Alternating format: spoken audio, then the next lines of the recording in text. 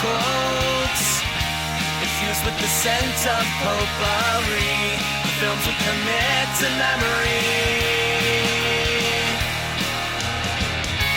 Crossing the felt ropes, watching from home on my TV, looking at all my eyes can see. They tell me I view obsessively. Hello and welcome to The Obsessive Viewer, a weekly podcast reviewing 2 new or recent release titles every episode with an occasional free-for-all segment at the end that we call Potpourri. I'm your host, Matt Hurt, and you can find more of my work, including my written reviews, full episode show notes, and the complete backlog of our episodes and spinoff podcasts at obsessiveviewer.com. You can also follow me on Letterboxd and other social media platforms at the username of Obsessive Viewer. And if you'd like to support us and get access to hundreds and hundreds and hundreds of exclusive episodes, you can join our Patreon at patreon.com/obsessiveviewer. I've got a bunch of exclusive content over on Patreon right now that spans all the podcasts, all kinds of media. Currently, I am, tomorrow I'm finishing up my review series on the first book of The Captives' War by James S.A. Corey, The Mercy of Gods. I'm doing 6-part review series of James S.A. Corey's work from the Expanse series to The Captives' War. So I'm finishing up The Mercy of Gods, and then next week I'm going to get back into The Expanse with Nemesis Games. And I've also got the Gotham Project over there, which is all things Batman and Batman adjacent things that I post. I try to post every Saturday, but I've missed a couple of weeks. And I've also got episode reviews of Fallout, the TV show, and a whole bunch of other content over there. So go check it out at patreon.com/obsessiveviewer. Once again, I'm your host, Matt Hurt, and if you want to support me without messing around with Patreon, if you just want to make a donation, you can go to buymeacoffee.com/obsessiveviewer and make a donation there. I think that works. It should work, I'm sure. So later in the show, this is a big episode. As you can probably tell by the runtime, this is a pretty lengthy episode. And the reason for that is because I took a little bit of a break, but during that break, I also recorded 2 feature reviews that were meant to be the first halves of 2 episodes of the podcast, and then I just dragged my feet in terms of getting a secondary review recorded. So what I'm doing is I'm releasing these 2 feature reviews as a single episode. So instead of a feature review and secondary review, you've got 2 feature reviews. So later in the show, I'm going to be joined by my friend and IFJA colleague, Sam Watermeier, for an in-depth review of Scream 7, or what I've been affectionately calling, and I think I call it in the recording, Scream 7. Jesus, Scream 7.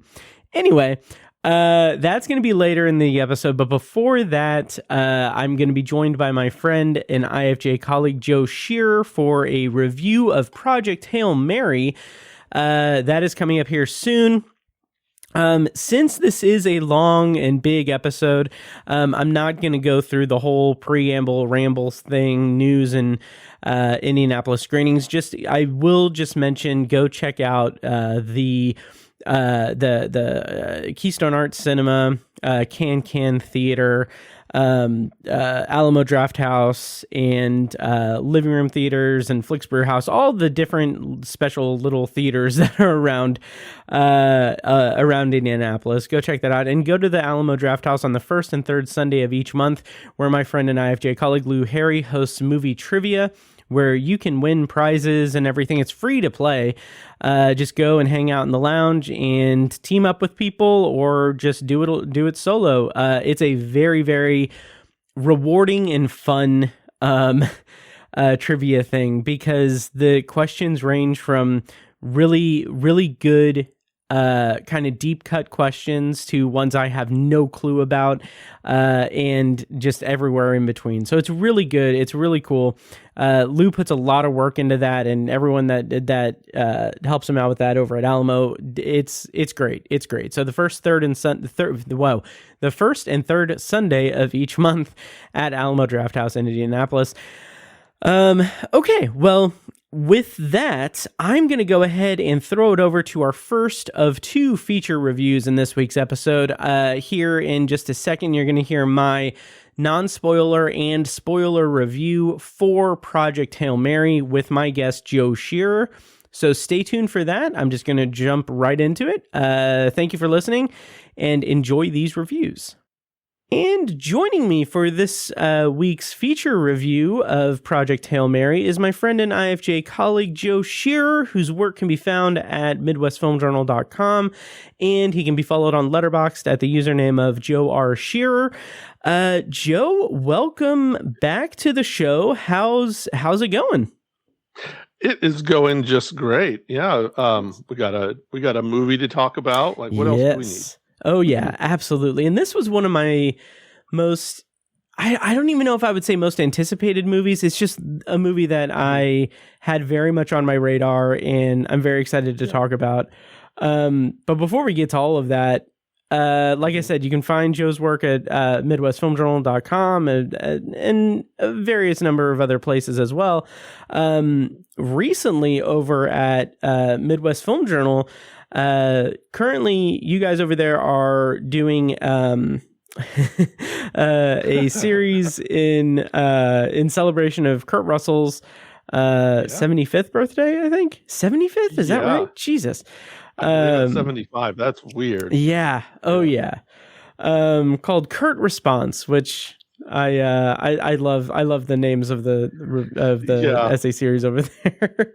yeah. I love that they come up with these little names. This is So Nick and Evan. I mean, so it's all them, and it's always great. Yeah, 75 years old. Yeah, so clever. But your contribution was for a little known movie called Tango and Cash. I will go ahead and say it. I've never seen Tango and Cash. So what was it like revisiting Tango and Cash? Was a Generation 1 FYFF feature. Nice. So if you have never seen it, you should. It stars Kurt Russell and Sylvester Stallone as 2 Los Angeles cops who are, they're big time hotshot cops, and Kurt Russell is the East Side cop that wears $9 t-shirts, and Stallone is the Beverly Hills cop that wears $1,500 suits. I don't know how he wears $1,500 suits on a cop's salary, even in Beverly Hills, but it's number one. It's hilarious to see Stallone act like a completely normal human being, and, not someone with a severe disability of some sort. Sure. And so he's like the straight man in it. He is the straight man, which is but they're also both not the straight man. Okay, gotcha. They're both and that's the other thing is Stallone throws out all of these like wisecracks and sarcastic responses, and they're so forced and just so like awkward. Every single one of them is awkward, and it's a joy to watch, just in a complete way. And of course, we're talking about Kurt Russell in this, in this particular piece, but he is also in rare form. Nice. And by rare form, I mean, kind of like what he does in every other movie, at least his big mainstream kind of movies. Mm-hmm. And he's kind of the the loudmouth, sarcastic guy who just doesn't care about anything, and so that's where they go.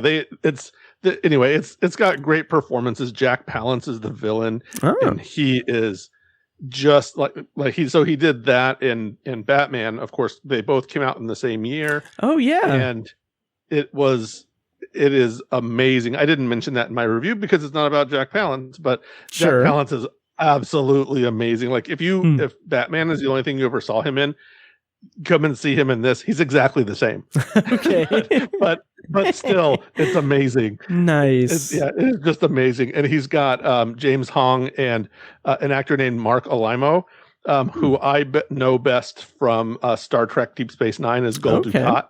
So if you're a Star Trek fan and like Gul Dukat, it's fun to see him without his makeup on. But that voice is just a signature for him, and it is unmistakable just when you hear him talk. But Nice. and then there's kind of a cadre of that guys. Brian James is in it. Robert Zadar, who we have seen in a movie together recently. I just don't remember which one it was, but maybe Stone Cold or something like that. Oh yeah. Yeah, one we watched over there with the guys, and so it's a bunch of people. Clint Howard is in it also. He has a small role as a prisoner. It is just fantastic to watch. If you like movies of that kind, and of course, obviously we do. So check that out. And I am doing another one on a movie where Kurt Russell's playing a much different character, and I kind of that's kind of the thrust of that. I'll kind of save it as a surprise, maybe, but it'll come out. I think it comes out on the 15th, if I remember right. So if you're listening to this and that date hasn't come yet, then by all means check it out. And even if it hasn't come out or come and gone, then go check it out anyway, because it's going to be there a while. Oh yeah, I'll put a link in the show notes for sure. Right. And really quickly, you've also done reviews of Dolly and Dreams. What can you say about those two? Yeah, so Dolly I looked at as a missed opportunity, because if you have seen the trailer for that, the character Dolly is absolutely terrifying, and there's a pretty wonderful twist about halfway through the movie that sort of changes the complexion of the film, but also not really, but also kind of. I actually don't know anything about Dolly, the movie. Yeah, and that's I would say that's kind of the way to do it. It's basically a slasher film, but there's really only 3 or 4 characters really at all in the film. One of them is Sean William Scott, who plays against type in this film. He's very straight, nice, clean-cut gentleman. Oh, interesting. And and he's just very sincere, and that's a little different for him. But then, and sorry, I'm not prepared to talk about all of the people in this. Oh, you're fine. But Fabienne Therese is the main character. She's a woman named Macy. She's Sean William Scott's character Chase. That's Chase, played by Sean William Scott. It's like, has he ever been named Chase in a movie before? Like, right.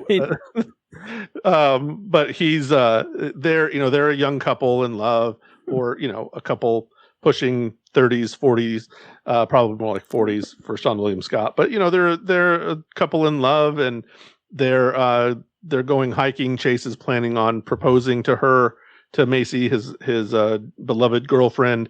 They become separated, and then Macy comes face to face with Dolly, and then things go off the rail. There's a little bit off the rails. There's a little bit of Texas Chainsaw Massacre in it. Okay. There's a little bit of any slasher movie in it. It's fun for a while, and has a couple of pretty inventive.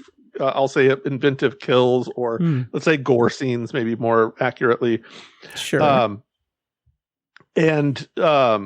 But it kind of falls victim to that slasher film axiom where the main characters are just colossally stupid, and the thing that's frustrating about this is that Macy is essentially over and over gets Dolly in a compromising position where Macy could land a kill blow really easily or escape very easily, and then for some reason chooses not to, or chooses to do something really dumb instead.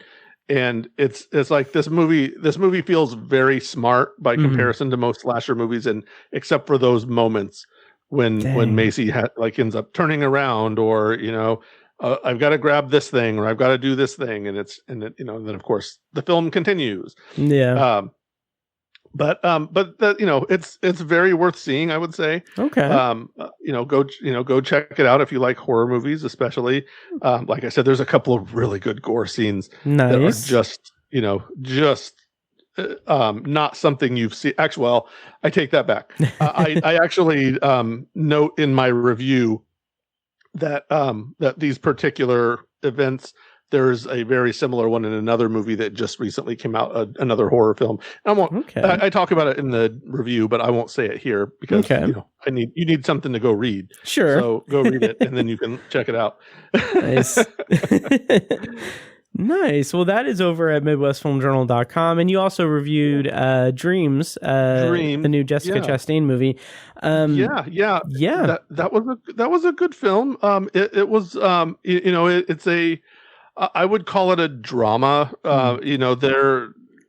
Jessica Chastain, but it's kind of, there's a lot of things going on. There's politics and socioeconomic status and things like that. Jessica Chastain's a wealthy young professional. She's in the family business, which is philanthropy by the way things seem. Okay. Her father is extraordinarily rich, and she's got a brother, and the three of them together kind of run this company, if that's what you want to call it, a nonprofit, probably technically, where they're raising money to help people who are from other countries who don't have proper documentation. Okay. And at least they're trying to help get amnesty or asylum or whatever for for undocumented immigrants. And also Jessica Chastain's character on the side is, the ones that in particular that they're working with are a dance troupe, and so that's her kind of pet cause. Okay. And also her pet cause is the young man who is the kind of one of the more talented dancers. And so while she has this interest in him and they have this relationship, her family wouldn't approve, and there's sort of hints that her friend circle maybe wouldn't approve. I mean, friend circle, her peers, let's say her social peers, wouldn't approve. And so she keeps him at a distance and, kind of treats him as a plaything, and then ignores him when other people are around. And he doesn't take kindly to that. And it turns into like some there's a lot of like back and forth cat and mouse kind of relationship games. And gotcha. So lots of things going on there. It's very layered, honestly, and is very timely, of the moment. But but it's it's a very interesting film, and I enjoyed it quite a bit. I would definitely say go check out Dreams if you're into, and there is a little bit of eroticism going on in there. This is a film made for adults. Okay. So go make sure, if you have children, they might not be interested in this film for a couple of reasons. Gotcha. Okay, cool. Well, once again, you can find Joe's work at MidwestFilmJournal.com and various other places, and follow him on Letterboxd at Joe R. Shearer. And once again, just to plug it again, follow the IFJA on Letterboxd. Indy FJA on Letterboxd. We basically post links to as many of the reviews as our members publish on there. So check it out. Keep yourself informed with the goings on of the IFJ. Yeah, goings on. So, Joe, we are here tonight to talk Project Hail Mary. So let's go ahead and get into our feature review of the evening. Of course, we're going to do a non-spoiler review and then a spoiler review. When we switch over to spoilers, I'll play a clip from the trailer.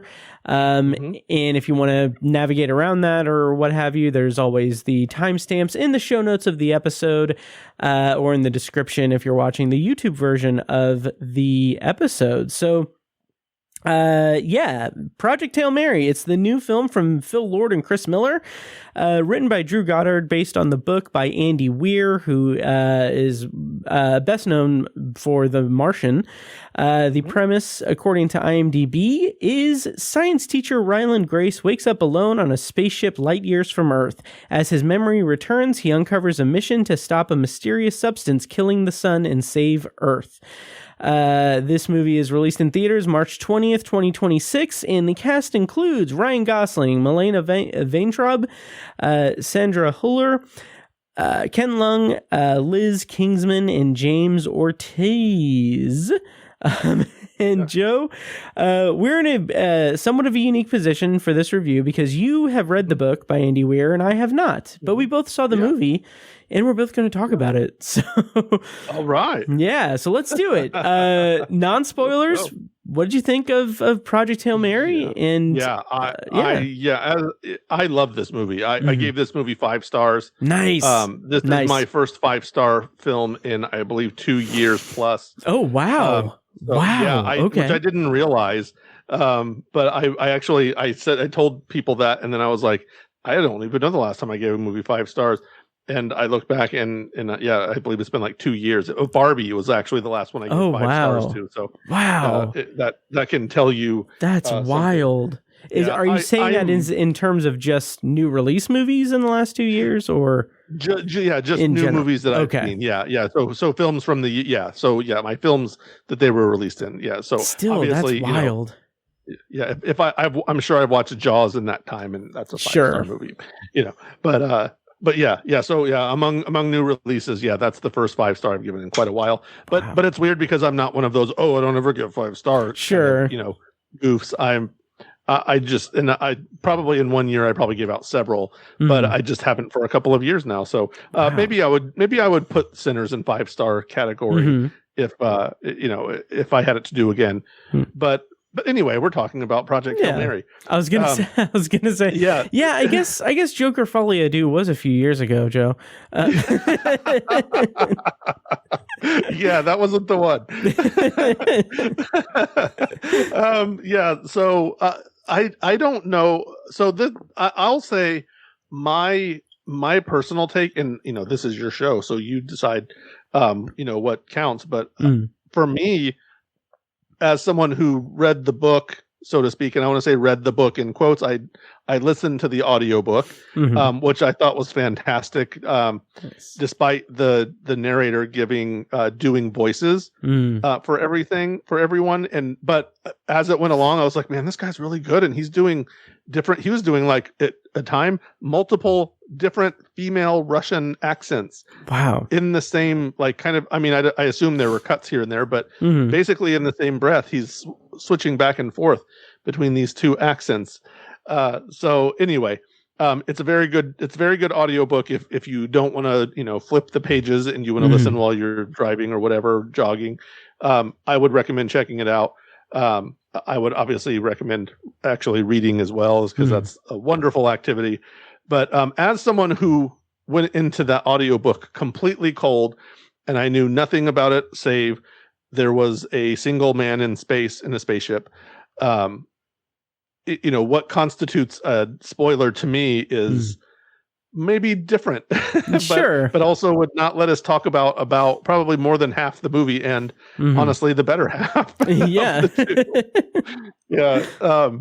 So we can tread. I'll tread until you lightly until you spoil something, and then I'll just go on from there. We can obviously we're not giving away the ending. I'm talking about 40 minutes into the movie. Yeah, we can save that part for spoilers, even though it's a significant part, because shout out to you. I'm very appreciative of you, because you had mentioned when the first trailer came out, I think it was like 8 months ago. I think you were in the midst of listening to the audiobook, and you put in our little chat, you said, hey, FYI, if you haven't read Project Hail Mary, the trailer kind of gives away a pretty big spoiler. And I was like, oh shit, I haven't read Project Hail Mary. I'm very excited for the movie. I'm going to avoid it. And somehow in the last 8 or so months, I avoided the trailer entirely. I didn't see it in the theater at all.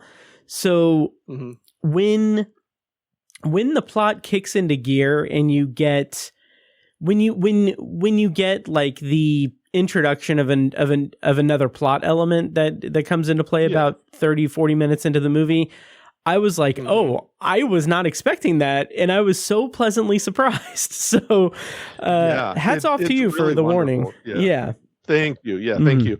But it is wonderful, and my fiance Alicia wants to see this movie. I actually took her son to our screening, as you know, we were sitting right next to you. But she's very excited to see it, but knows also nothing about it. That's awesome. So, and I'm like, listen, don't look at anything, don't read anything, don't, like, I'm not going to tell you anything. I just because I was like, what do you know about it? She goes, I don't know. Ryan Gosling's on a spaceship, and I'm like, okay, good. That's all you need to know.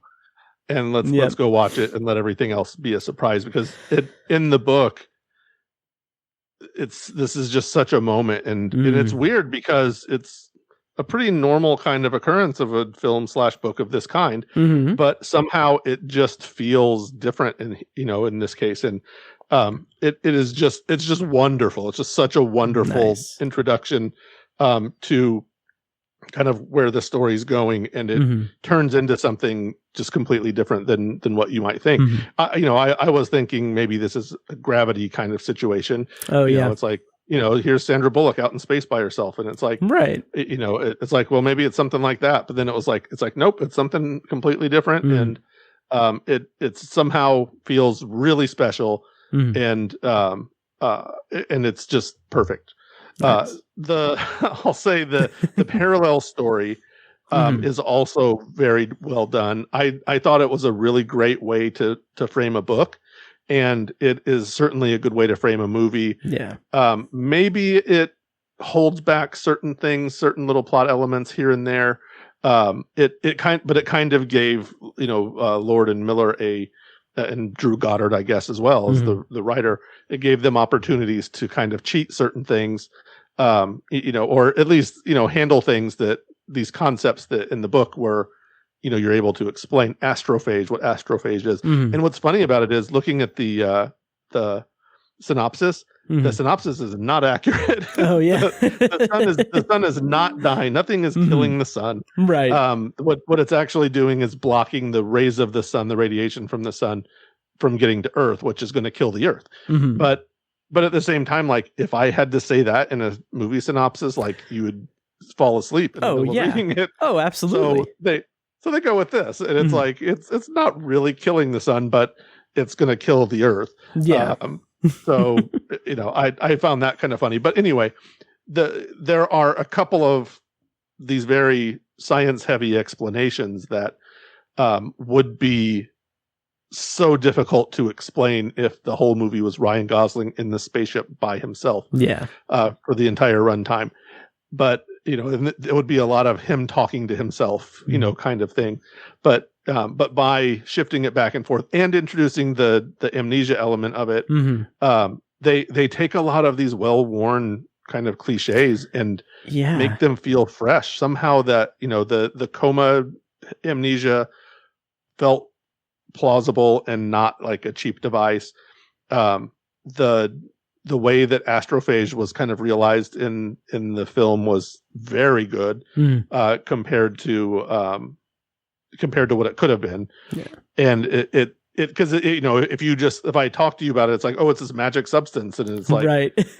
but it's like, but it has like a pretty plausible scientific at least from someone from our vantage point, where we're just kind of, like, probably not particularly good at science, but but listen, I'm a big Star Trek fan. Yeah. so I know science, believe me. As long as I practically have a degree. As long as it fits its own internal logic, I am more than fine with it. And that's one of the good things about, like, Andy Weir as a writer, because I've read The Martian, I saw the Martian movie. I love both of them a lot. And here, like, I'm excited to go back and read the book or listen to the book, and also check out one of his other books, Artemis, I think. But it's such a testament to his writing style, and also the collaboration of, like, Drew Goddard writing the screenplay and Lord and Miller directing it, that the movie it stays very true to that hard science style that Andy Weir is known for, while also taking it into directions that are very Lord and Miller, very Drew Goddard, and very entertainment level stuff. It's a really good, really good style. And the whole time I was watching it, I was thinking, like I can't imagine there being better suited directors for Andy Weir's specific style of science fiction than Lord and Miller. And throwing Drew Goddard into the mix, it's like this is such a lightning in a bottle just team up of collaborative people for this movie, and it's a joy. It's a joy. Yeah, it really is. And that's just really the best word for it. It is just a good movie, and I mean good in terms of, it's heart. This movie's all heart. Yeah. And the science, like I said, the science would be easy to bog down, but and it would be easy to just turn it into like, oh, I just want to get to this, to the space stuff again. And that, but as I was going through the book, that's what got me was it would cut at these really opportune moments, these almost like little mini cliffhangers within the book, where something, some piece of information is dropped, and then boom, we're back in space, and then some key piece of information drops, and boom, we're back on Earth. So we haven't talked about that background either, where so the narrative shifts from Ryland Grace, played by Ryan Gosling, in the spaceship. He's in space in a different galaxy, different part of the galaxy, and he's in a different part of the galaxy, in the same galaxy. Sorry, and so he wakes up out of a coma, out of a purposely induced coma, and doesn't know who he is, and he's slowly gaining information back. Like information is coming back to him as he is in this spaceship, trying to figure out what it is he's there to do, and he very quickly remembers the information about the Earth. The Earth is on a course of dying in several years because the substance is blocking the sun rays from reaching the Earth. And so the Earth is cooling, going to die. Going to be chaos, mass murders, wars, and all that stuff, fighting over crops because they're going to all be gone. So Earth scientists are trying to put together this task force to send the ship out to go to the one star in the area that does not seem to have been affected by this phenomenon. And they are going to send a ship there to find out why. And so obviously that ship is the one that Ryan Gosling's character is on. And so we are then left to kind of put all these pieces together. We're putting this puzzle together kind of as we're going along. It's like we don't know what the picture is, but you're slowly being shown the whole picture as the film progresses. Yeah. and just, and with a little bit of like, this piece goes right here. There's a lot of that as you go along, so that you can, so that you're picking things up. So, and then like we said, along the way, there's a big twist, and then there's a lot of information, coming along as to how this whole puzzle is going to be solved. I'm going to go back to that puzzle analogy, but sure. But it's engaging. It's accessible.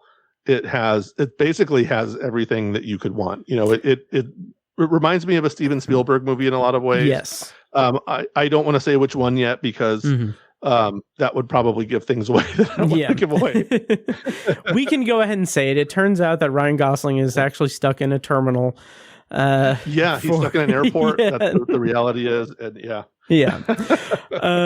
but no, I feel like the obvious like it is impossible to talk about this movie without comparing it to The Martian, and like not only because of it being just Andy Weir, being based on his books, but also, I mean, the plot invites it, and the movie invites it too, because up until that like twist, that twist or the turn in the plot, I mean, this is structurally very similar to The Martian. A lone person in space, kind of divergent narratives, one like Earthbound, one spacebound.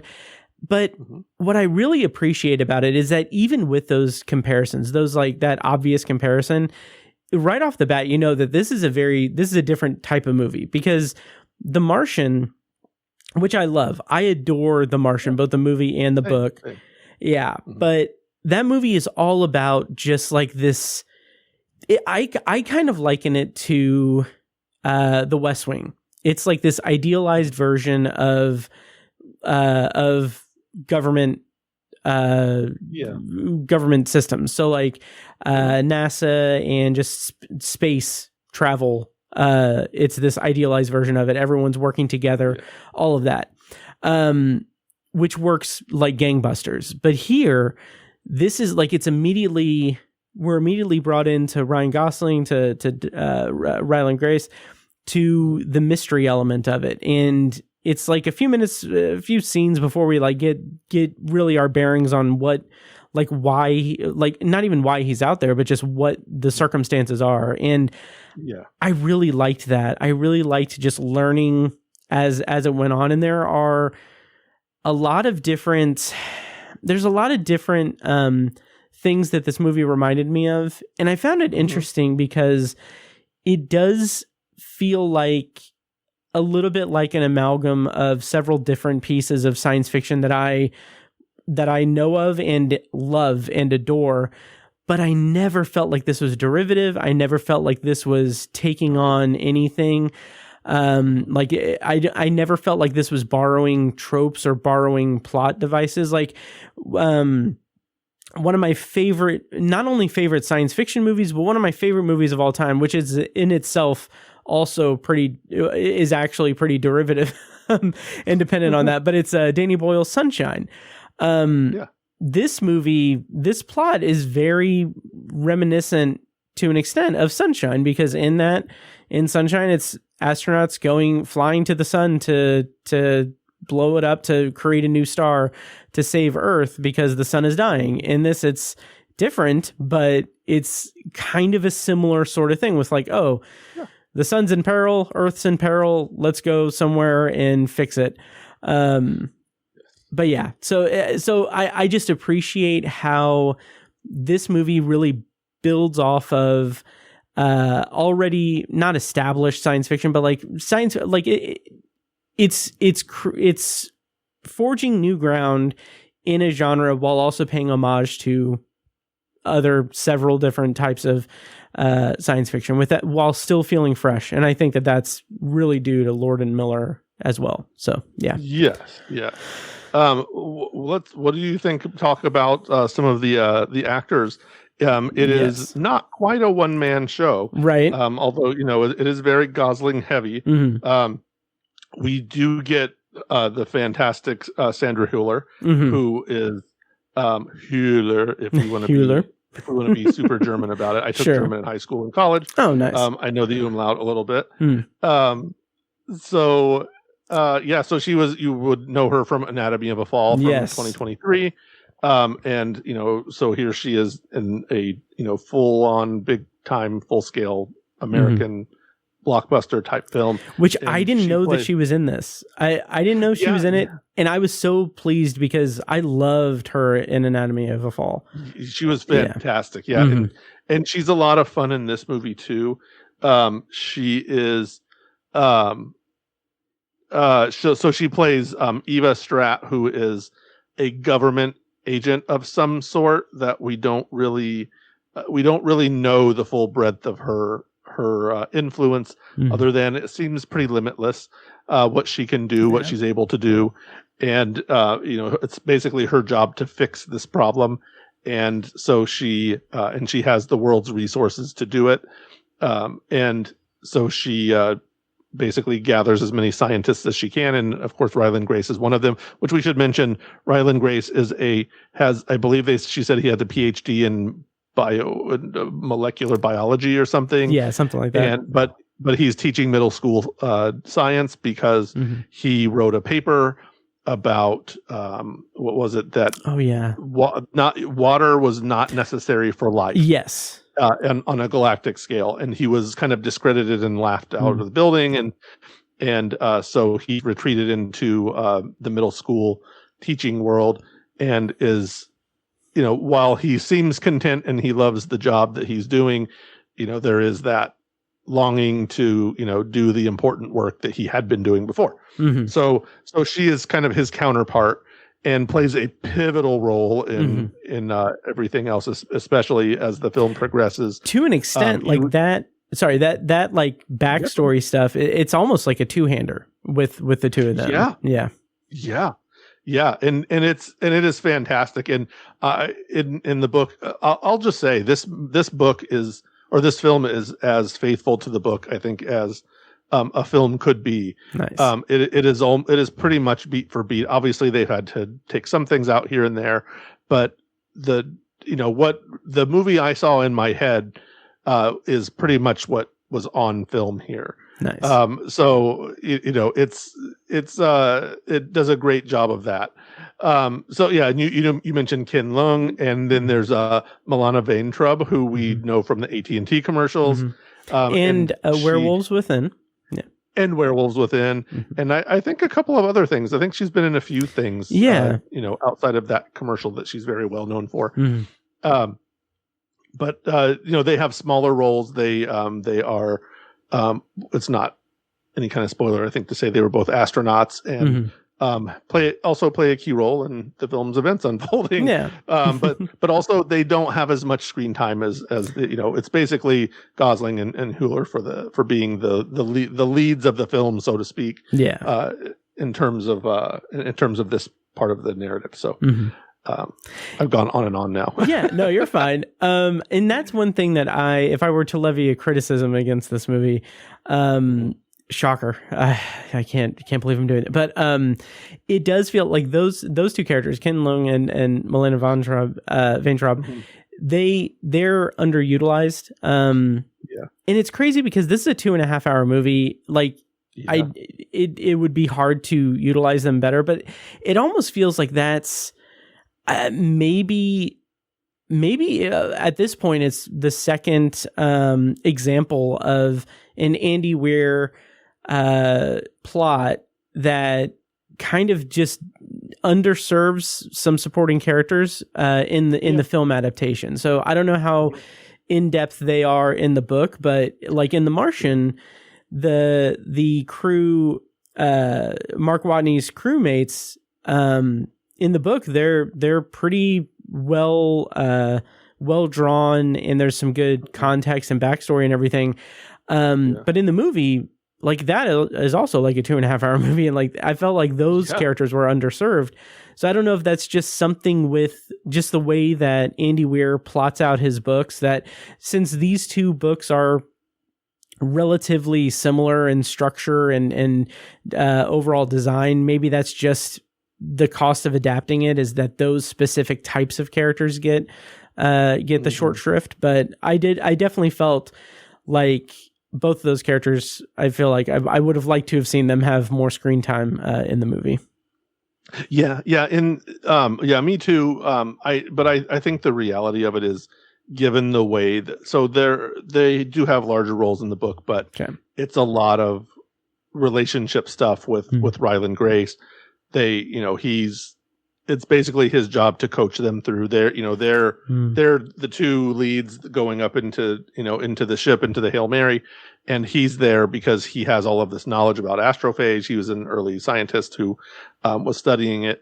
And so he's coaching them, and they kind of develop a friendship, and I don't want to say too much because they'll get their way, but they develop a friendship. Yeah. But they lose a lot of it in the film.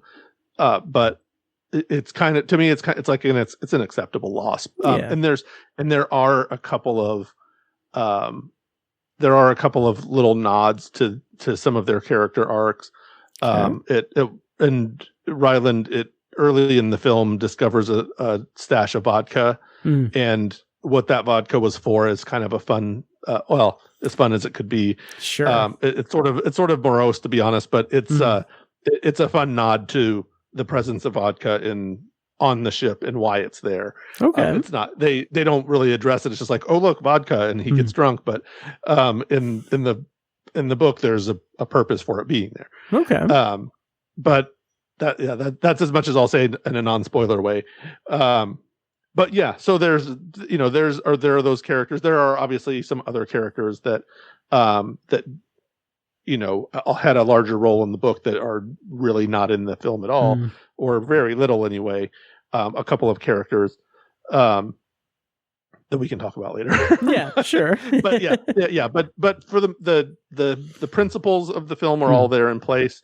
They're, like I said, pretty much the way I envisioned them. Nice. And they more or less all behave the way that they did in the book. So nice. It's like it all is pretty fun. The visual effects and the kind of production design of this movie were just jaw-dropping.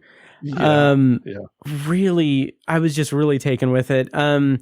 Especially with the movie just presents space, and it's I was reading like a Reddit thread recently that was like something to the effect of like, what's something that is completely misconstrued because of the way it's depicted in movies or whatever. And one of the things was like, oh, space and how there's no sound in space or anything. And I feel like that's kind of like this byproduct of like a bygone era, because like in the last like 20 years or maybe even 30 years, I feel like that's been corrected in space movies, which is a little bit of a tangent, but basically I feel like the science, as far as I understand it, is depicted in a very clear and beautiful way. And there's one moment, I won't give it away, but there's a moment where basically Ryan Gosling says the line, "I'm having a moment," and like the visuals of that moment were just amazing. Like I like just that alone. Gorgeous shot. Like that alone. Go see it in theaters because it's just beautiful. Yeah, if you have an IMAX within reach, go see that. And we watched it on a Limax screen. Kind of close in a theater close to my house, but I do, and we'll probably go back there to watch it again, to be honest. But I would love to go to our real IMAX here in Indianapolis. And really watch that. That would be such a spectacular. That one shot, it'd be worth whatever I'm paying for that one shot. Because absolutely agree on that screen. Oh yeah, yep. God, I wonder if they're showing it. I feel like they probably would. The State Museum IMAX, yeah. Interesting. They have to be. Yeah. So, trying to think of other non-spoiler stuff we can talk about, really, but kind of overall thoughts, and then we can actually go into spoilers. How do you rank this against, or how do you rate this against The Martian? Since we're kind of bringing that back and forth. Yeah, I liked it much better than The Martian. I liked The Martian quite a bit. I thought it was a very fun movie, but I think this is, to me, this is like head and shoulders a superior movie for me. But you're spot on that they do have similar structures, and they obviously the material, the basic narrative of it is pretty similar. Maybe he'll have like a Lone Man in Space trilogy. Find what's next. We had on Mars, we have in a spaceship. It's like, I don't know what's next. Do we go like to the moon or something? Here's the thing, and I'm just gonna throw, if Andy Weir's listening to it, an airplane terminal. That can be where it is. There you go.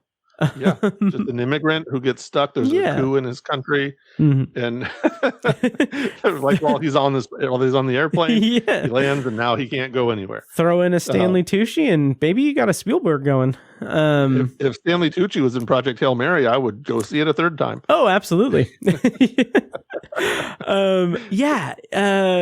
It's really fun.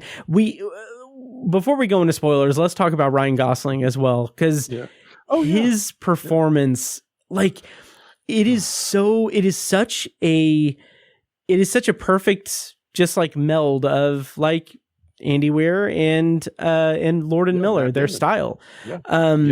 He is this kind of like signature protagonist from like he's similar in some respects to Mark Watney, just kind of like a normal guy with very with some very fun sense of humor, but also a highly above average intelligence and everything. But the way that Gosling plays this role, it really feels like, and I've got to presume that it's very true to the book, so I can't really give them all this credit, but like it feels like it is just such a good, strong, like Lord and Miller performance.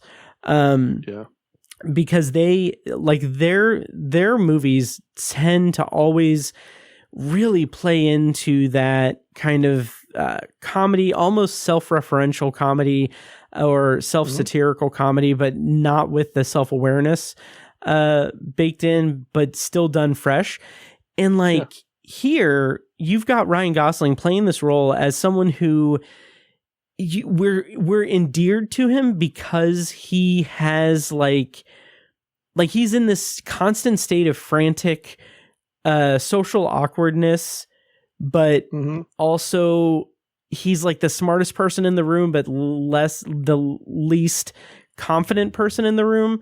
But it's not because he's uncomfortable around people. It's just that he's constantly like having all of these thoughts about what's going on. So yeah, he's like, there's just layers to that performance that I adored so much. You said, you were talking about what you were talking about, I jumped in with like Matt Damon, because he was very much like Mark Watney in The Martian. They're very similar characters. In the book, they play up his kind of aw shucks kind of persona, where he is by himself and speaking and thinking. So you're in the book, you're inside his head, and he speaks, but you're also in his head. And he very self-consciously does not swear. And he's a very golly gee kind of character in the book. Okay. And they play that down a little bit, but just a little, because he still is just a sincere, like a real nice person. And he's got that wonder of the world, and as a scientist, he's got that. There's a lot of that like nerdy excitement that only a nerd could get about the thing they love the most. And he he's just a science nerd, and he gets really excited about these little breakthroughs that he makes, and that's really endearing, and it really helps kind of drive the action along and keeps it from being like, oh, here he is looking in a damn microscope again. Right. It's like, which is a big part of the book. And it's like that, it could be a whole thing. It's like, oh, wow, here's 2.5 hours of Ryan Gosling peering into a microscope. But it's not. And, they obviously sneak in quite a bit of interesting and fun action with stakes and, pretty hard hitting drama, kind of stuff. And it's just the sincerity of it. And it just goes full on for this being sincere. And it's like, to hell with the consequences of, oh, it's not quite snarky enough, or it's not whatever. Right. There's a little bit of snark, I guess. There, but it is very sincere. Yeah. But it's never like the snark isn't necessarily like at any expense or anything. It's still true to the character. And it's one of the things that I really appreciate about Andy Weir's approach to science fiction is that it is clearly from a basis of a love of science and a love of just the work of it all. Like in The Martian, like there's like at the end of the movie where Mark Watney's talking and he's just like he's giving that kind of very inspiring speech, and he's just like that. So like when you find yourself in like this horrible situation, just do the work, and figure it out. And it's just it's so beautiful to see science fiction in a way that is true as trues can be to real science, like the hard science of it all, but also being just this fun, entertaining, while also high stakes, but high energy, entertainment vehicle. Yeah. Yeah, and just really quick about Ryan Gosling, and then we can go into spoilers. This is a tangent, but I saw a clip, like the promo clip for him hosting Saturday Night Live, It's just him wandering around the studio, acting like a big shot because he's joining the five timer club. Yes. And then one of my favorite SNL more recent developments is the Five Timers Club. And, yes. I love that. Yeah. Oh yeah. And then in the clip he gets corrected and is like, actually this is your fourth time. And then he's just like, oh really, like whatever. But like the fun, like self-conscious aspect of it and poking fun at himself kind of way. I saw a comment on that video that's and I haven't been able to get it out of my mind because it's so spot on, but it just said Ryan Gosling is the person that Ryan Reynolds thinks he is. And I was like, fuck, that is spot on. That's so good. Yeah. And like I keep thinking about that, and like this is such an obvious or easy thing to make, but like my extrapolation of that is that and this is probably like stereotypical, but I just imagine like Ryan Gosling is the guy that you're surprised like goes out for like the school play and like kills it and gets into like theater in school, and Ryan Reynolds is the guy who like Ryan Gosling is fun in that way, that he's fun as he's able to go into like theater programs and stuff. And then Ryan Reynolds is the guy that thinks he's fun because he's calling you a slur and making fun of you. Yeah. I don't know, just something about their two personalities that it is such a strange like dichotomy between the two of them. And that's very spot on. That is a very great description. So so you rated Project Hail Mary 5 stars. I rated it 4.5. Loved it.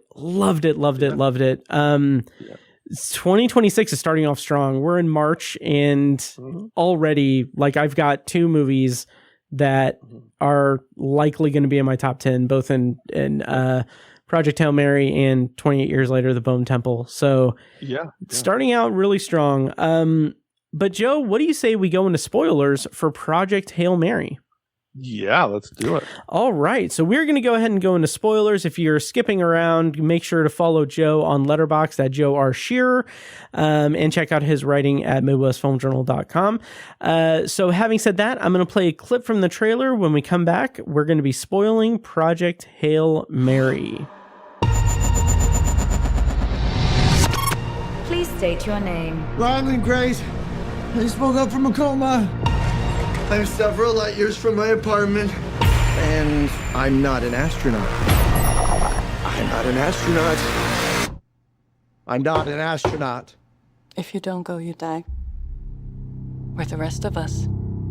All right, so spoilers on for Project Hail Mary, and Joe, let's talk about Rocky. Let's go. Yeah.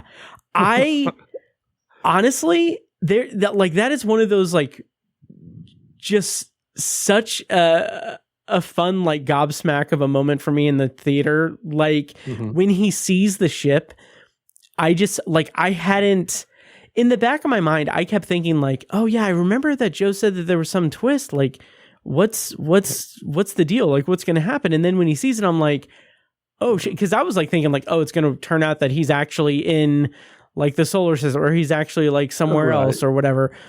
But when that was introduced, I was like, okay, this is like a first contact story. This is, he's gonna be like, I was so enthralled by that because I had no idea it was going to turn into like a buddy comedy thing. So I was right there with him. I was like, okay, how is he gonna communicate with this other alien race? What is like, I was nervous for him because I was thinking like, oh shit, they're gonna think he's like invading. Like there were so many possibilities, and that just really got me on the edge of my seat. I loved it. So let's talk Rocky.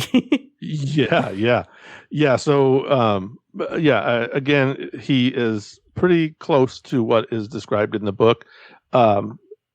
Ryland Grace refers to him as basically a giant spider. And that's, but in that kind of describes his appearance.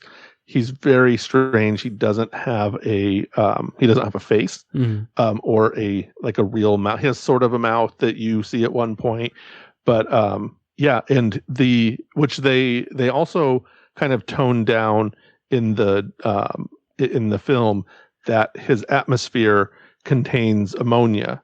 And I don't want to say they tone it down. They just don't go into great explanation of it. And I don't even know that they call it ammonia, but in the book they say, their atmosphere is made of ammonia, so they cannot directly interact with each other. They can't just occupy the same space. They have to have barriers between them.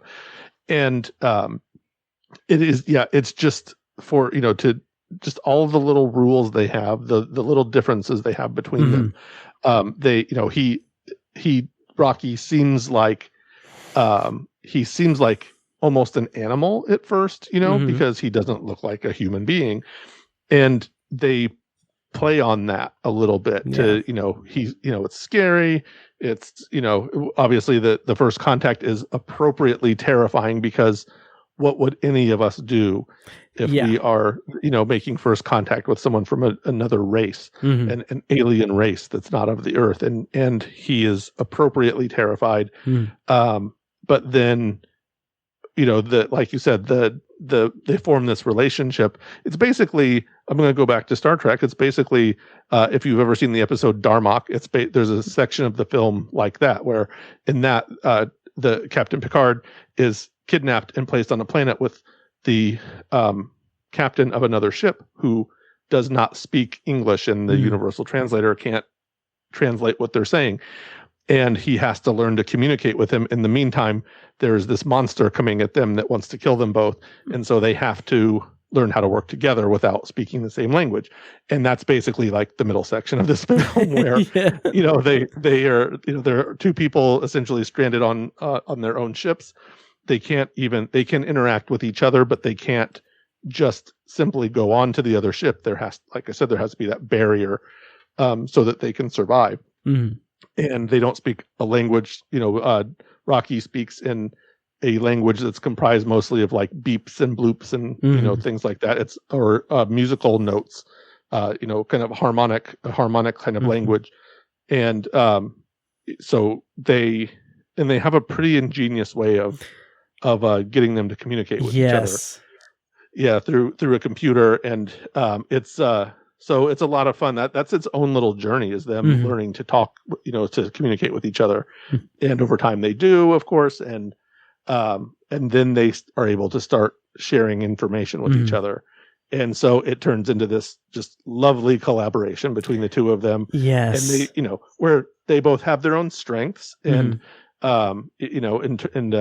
Rocky, as it turns out, is an engineer and can build things. He's not a scientist. And in fact, his people are not as advanced as humans are when it comes to science. And so, Ryland has to provide the science, but he's also not as good of an engineer. And so Rocky is able to build machines and build, these kind of, creative kind of barriers and creative little tools that they can use as they go along the way. But yeah, just a wonderful little friendship between the two of them. It's so freaking beautiful, man. It's so beautiful. And like that bond, as it progresses throughout the movie, like one of the things that I was really taken with, and this is maybe going to be jumping around a little bit, but was, like you said, it is introduced kind of like I had thoughts when Rocky was able to get onto the ship and everything. I was like, oh, it's like he has a cat. It's like a pet cat. It's like that. But then, like, as that friendship progresses and their bond grows, it's like it is so authentically human, like that friendship between them, that like when the movie gets into more perilous situations, like namely the moment where Rocky sort of sacrifices himself to an extent to save Grace, that was so beautiful and heartbreaking. then the whole like returning the favor at the end, just like, God, it was so great. And what I think is brilliant about the way that they approached that bond was in the way that on the Earth side of the narrative, they kind of misdirect us a little bit, because it makes it seem like Ryan Gosling's character has like a thing going with Sandra Hüller, and it kind of seems like, oh, they're like, I was afraid throughout the movie, like, are they trying to do like a romantic subplot there? Because it's like they're setting it up to where it's like, well, he needs to get back to her or whatever.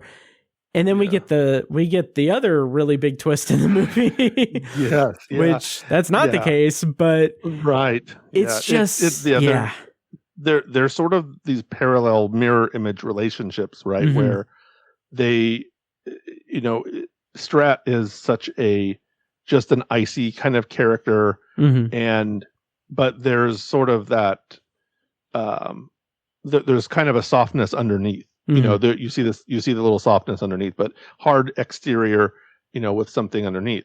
And Rocky is that way also. He's literally called Rocky because he looks like a spider made out of rocks, you know, in a way.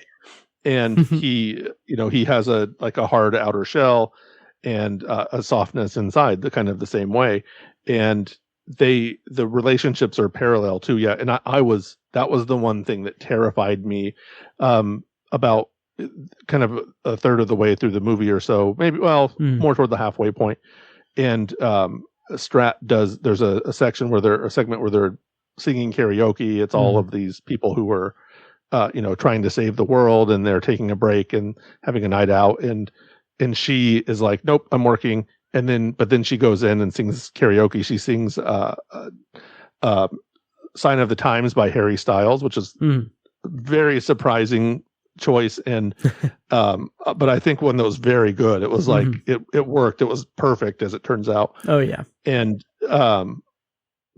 in at that moment I was like, oh my God, they're gonna make them a couple, because obviously I knew it was coming. So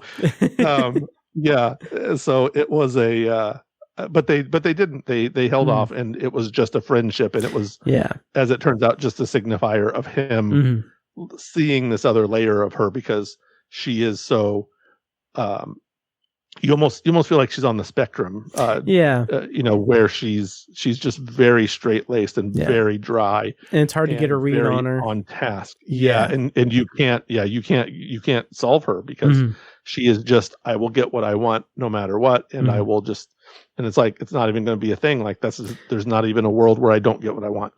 And so that, she plays that perfectly.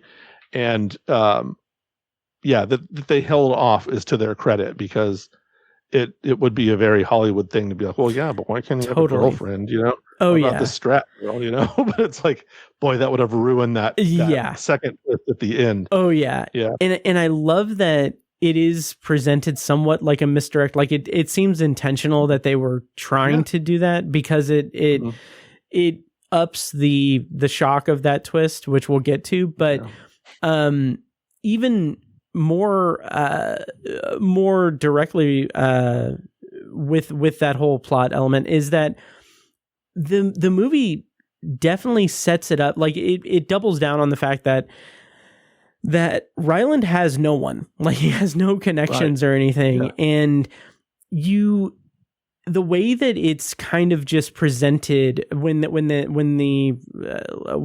ship blows up and everything, and they're talking, they're figuring out like what their contingency plan is, and when they're selling him on it, like, hey, you know everything, like, why not just go? And it's like, well, because it's a suicide mission, like, but it's just like that coldness that you mentioned is there, where it's like, well, you don't have anyone, like, you have no connections, there's nothing here, you're like, this is a sacrifice that anyone would be privileged to do. And like, should we back up a little bit on that, and give because we haven't even really explained what astrophage is, honestly. So astrophage is a living organism that absorbs heat, that absorbs a great deal of heat. Sorry, we'll not get too much into the science of it, but essentially it travels to stars and gets in front of stars and absorbs the heat from those suns, from the stars. They're course, like the effect. They're like the organism, like space organism version of the asshole that stands up and like stands in front of you at a concert that's way too tall. Yeah. That's a good. Yeah. Except you can't stuff him into a spaceship and power your ship. Sure. But, well, you don't know that for sure, actually. Actually, I don't. We should try that sometime. But yeah, so but the gist of it is that it's very volatile. It generates a unbelievable amount of heat. But humanity ends up harnessing the astrophage into fuel for spaceships that allows them to then travel very close to light speed, so that they can travel in an interstellar sort of way. And so they start making plans to send this ship to the one star, as I mentioned, the one star in the vicinity that is not affected by this, by this phenomenon. And they're like, well, why is it not there? It's everywhere else. So they're going to send a ship there to investigate. They get the crew together, and this is kind of a years-long process where they're getting a crew together, they're training them, they're showing them, exactly what they're going to be doing, what they're looking for, and then on the eve of the launch, a couple of days before the launch, there's an accident at the facility that blows up the building and kills both the science officer and the backup science officer. So they have a crew of 2 now without a science officer, the key role. And so then they sort of draft Ryan Gosling into that. The twist of it is that he refuses, he declines, and they say, yeah, can't do that. Yeah. And it's like, you're going, buddy. And so they force him on, and it is a traumatic sort of moment. It feels like a violation against him. 100%. Yeah, because he is literally forced. And she tells him, she's like, I'll give you a couple hours to think about it. And he comes back and it's like, I can't do it. And he admits he's afraid. He doesn't want to go and he doesn't want to die. And he's like, I'll stay here and risk the Walking Dead apocalypse kind of thing, basically. Every person for themselves. Murder your neighbor for a hamburger sort of environment over going into space. And the planet has about 30 years. Like the time frame they give is like, we've got like 30 years before everything's gone and everyone's gone and everything's done. Right. And all the crops die and we're and it's global Armageddon basically. So she, Strat, who, like we said, has been his friend now for years, is like, they're very close friends. She's like, you have to go. I have to make you go. And so she drugs him. They induce the coma to allow them to travel. And so she's like, I'll just do it a day early. And then I'll tell him that you said to put him on that way. Because as the film goes along, the issue comes up in a conversation between him and the other 2 astronauts, and the captain of the captain of the mission says, I don't want you to, which I don't even know if he says it in the movie. You can remind me. He says, I don't want anybody here who doesn't want to be here. So he's like, I wouldn't make you do it. Oh, I don't think it was in the movie. Yeah. Huh. In the book, there's a scene where that happens. And then in this scene where she reveals this to him, he brings that up and she's like, no, I'll just drug you early. I'll tell him that that's what you wanted to do. And there we go. And then it's like, by the time anybody knows anything different, you'll be out in space and it won't matter anyway. Yeah.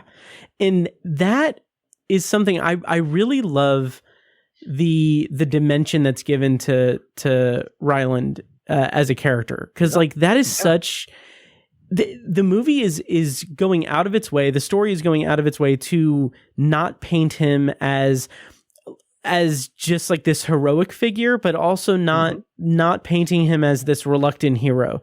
So like when we get that moment where he's like, no, I can't do it. It's not really presented as like, oh, the hero struggle that he has to overcome his fears or anything. It's like, it's more just like, you know, this is just a genuine human reaction. Like, I understand the stakes, but like it feels like he's saying like, I understand the stakes, but this isn't a movie. I'm not gonna do that. Like, find someone else. Like, what are you talking about? And I really like that, because even at the end of the movie, I never felt like this was this redemptive story for him. There was never this big like, oh, I'm finally going to be the person who saves humanity or whatever. It's very much like that kind of Martian-esque Andy Weir style, where it's just like, no, I'm just going to do the job that I'm here to do and figure it out. And I will walk that back a little bit, but because he does have that kind of heroic moment where he decides that he is going to sacrifice himself to save Rocky, to go back, because he knows that he doesn't want his friend to die alone. He doesn't want his friend to, like, he wants his friend to see Adrian again. Right. Yeah. Which that was just so good when he names the planet Adrian and names like her Adrian. I'm just like, that is just, oh God. I'm gonna do that meme. Like I did the Wakanda pose and said like, that's the kind of pop culture crossover that I can get behind. But it's just, it makes it more of a human thing, a more of an emotional response, rather than this big like blockbuster kind of, not action hero, but big like set piece thing. It's more this emotional connection, and that's what makes this movie just sing so well for me. And that just those little pop culture nuggets that are there, and they're not they're not self-conscious, you know. Like a lot of things like that. It's like, oh, look at me, I know this reference, you know. It's like he calls him Rocky, and it's like, well, he could call him Rocky for, you know, a couple of reasons, because, you know, but then at one point you very briefly see them watching Rocky. So he is like, you know, these are years long relationships that are forming, and you see them watching Rocky at one point, and then later on when they have to name something else, he names this planet Adrian after, you know, because he's like, oh, you know, it's an Earth custom that you know, the first person to discover something gets to name it. And he's like, you know, what's your mate's name? You know, because they have this rudimentary language, where they're able to understand each other. And, you know, and he's like, oh, well, you know, in my language, it's this. And he says that, you know, he makes the lyrical, you know, the noise that he would make that would signify his mate's name. And he's like, what's the human name word for that? And he's like, I'm going to call it Adrian. It's like, yes. It's like, yes. How perfect is that? So good. And another, this is just like, just pointing out like another just heart pull at the heartstrings thing, but like when he gives Rocky the hacky sack and says like, this is the, like, God damn it, that got me. That, in the fact that like the last scene of the movie is him on Rocky's planet, and like he's in the biosphere thing, and he's just he's teaching the kids, and it's just like, that's the kind, like, I love that about what I've seen of Andy Weir's storytelling between this and The Martian. Just like that, just not life affirming exactly, but like that just like zest for life that these characters have. Like Mark Watney's in an impossible situation that he could not possibly overcome and everything, but no, he's going to do the work and everything and actually survive this situation. Ryland Grace is in an impossible situation with the fate of humanity at stake and everything. And like, again, it's not a big heroic movie in terms of like movie moment for him, at any point. It's not this big redemptive thing. It's just like he starts the movie teaching kids and he ends the movie teaching kids. And that's just, I will take that kind of just character beats over like the big, like archetypical, redemptive arc or what have you. That's often kind of trite or just lives in tropes of the genre. I will take that type of thing that Andy Weir has been doing between two stories that I've experienced of his over that any day. Yeah. And it was just so great, Mm-hmm. If we want to like get into nitpicking, little differences, there's a couple of moments that are slightly different from the book that I thought were kind of notable. There's that you mentioned that scene where where Rocky sacrifices himself. Mm-hmm. In the film, it's sort of it's portrayed as sort of an extended sequence where he's not sure if Rocky is alive or not. Mm-hmm. And as he's walking around the ship, Rocky, if they find a way, Rocky, as being an engineer, finds a way to get onto the ship, but he's basically lives in sort of a bubble. Yeah. And they have this material that he calls xenonite. Mm-hmm. It's made out of xenon, which on Earth is an inert gas. And so he's like, but it's this like harder than metal kind of material, and is also transparent when it needs to be. And it's so it is like a magical material essentially. So Rocky walks around in this bubble, and then, of course, at one point Grace's life is in peril, and Rocky has to like break out of this thing to save him. And he does, and, kind of to his own detriment. And basically he spends some time, it's like he's maybe dead, maybe he's in a coma, maybe he's just asleep. In the book, there's a sequence where there's a soot-like material that is in the holes where Rocky usually breathes from. And Grace goes to great pains to clean this out, to clean that stuff out. He's like, oh, I bet he's choking on that. And he cleans them out, and blows all of the soot out of his body. And then, then the film continues, or the book continues along. Eventually, of course, Rocky wakes up and he's like, oh yeah, I thought you were dead. You had this stuff. I think I saved your life. And he's like, no, that actually was essentially like a scab over my wounds. And you almost killed me. He's like, I actually almost died. And but yeah, it's all okay, so don't worry about it.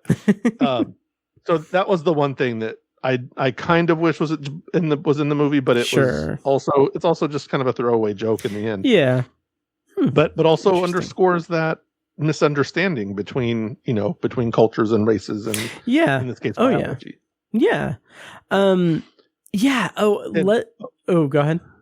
Well, I was going to say the other one is which I loved the way it was realized in the book, where Grace, at the end, he finds out that Earth did solve the problem. So essentially he like sends these little probes out back to Earth because he has, it's very convoluted. Essentially he has to go save Rocky. Let's just say it like that. Yeah. They split off. They're going back home to their respective planets. And Grace learns something catastrophic is about to happen to Rocky's ship. So he races back to him, basically he's dooming himself to never get home again, because he initially thought that this was a suicide mission he was on. Rocky gave him more astrophage so that he's able to get back home, but he doesn't have enough food to survive in space for an extended amount of time.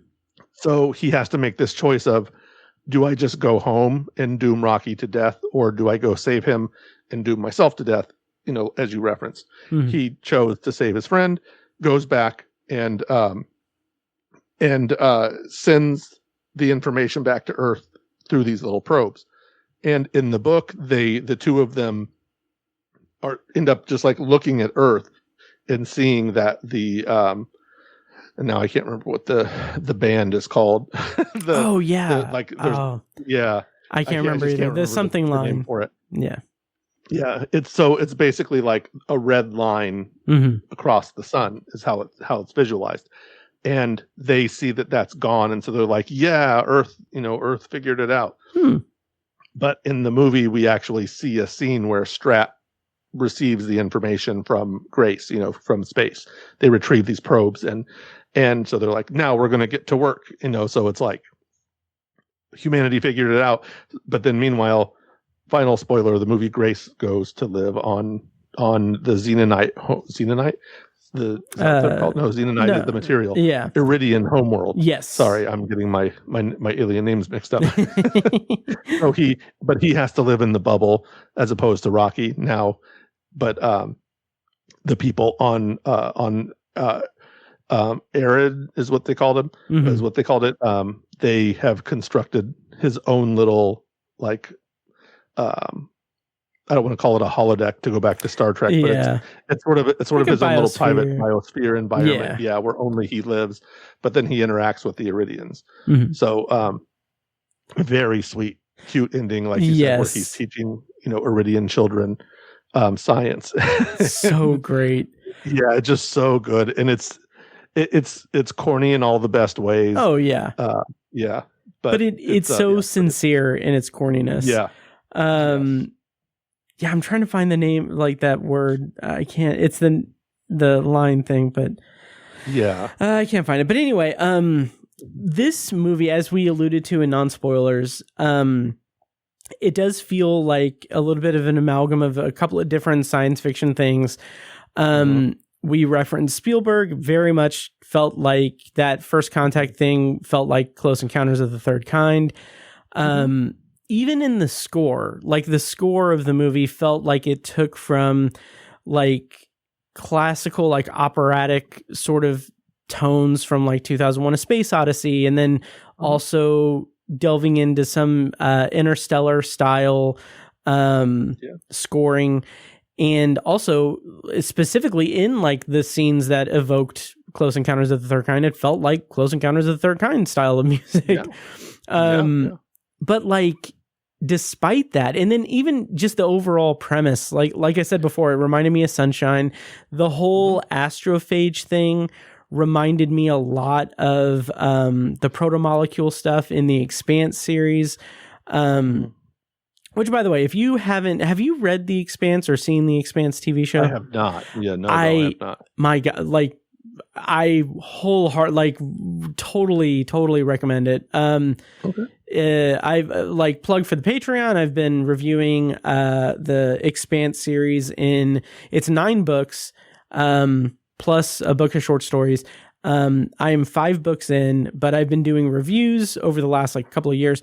I've been doing reviews that are 6-part reviews of each book. So so I've put it like there are days worth of audio of me talking about the work of James S.A. Corey. But anyway, that whole series, I'm not going to go into all the detail or whatever, is that there's a substance. There's a substance called the proto-molecule. That's an alien substance that causes some problems for humanity, essentially. And it just reminded me a lot. In this movie, it reminded me of the proto-molecule in The Expanse. Yeah, and of course The Martian as well. So there are a lot of different like touches of science fiction parallels that I never once felt like it was a cheap imitation. And I think that's a skill that is like that is the embodiment of the collaborative efforts of Andy Weir, Drew Goddard, Lord and Miller, like them coming together to make this movie and not have it be redundant or have it be too evocative of like top tier science fiction is something that's just awe inspiring for me.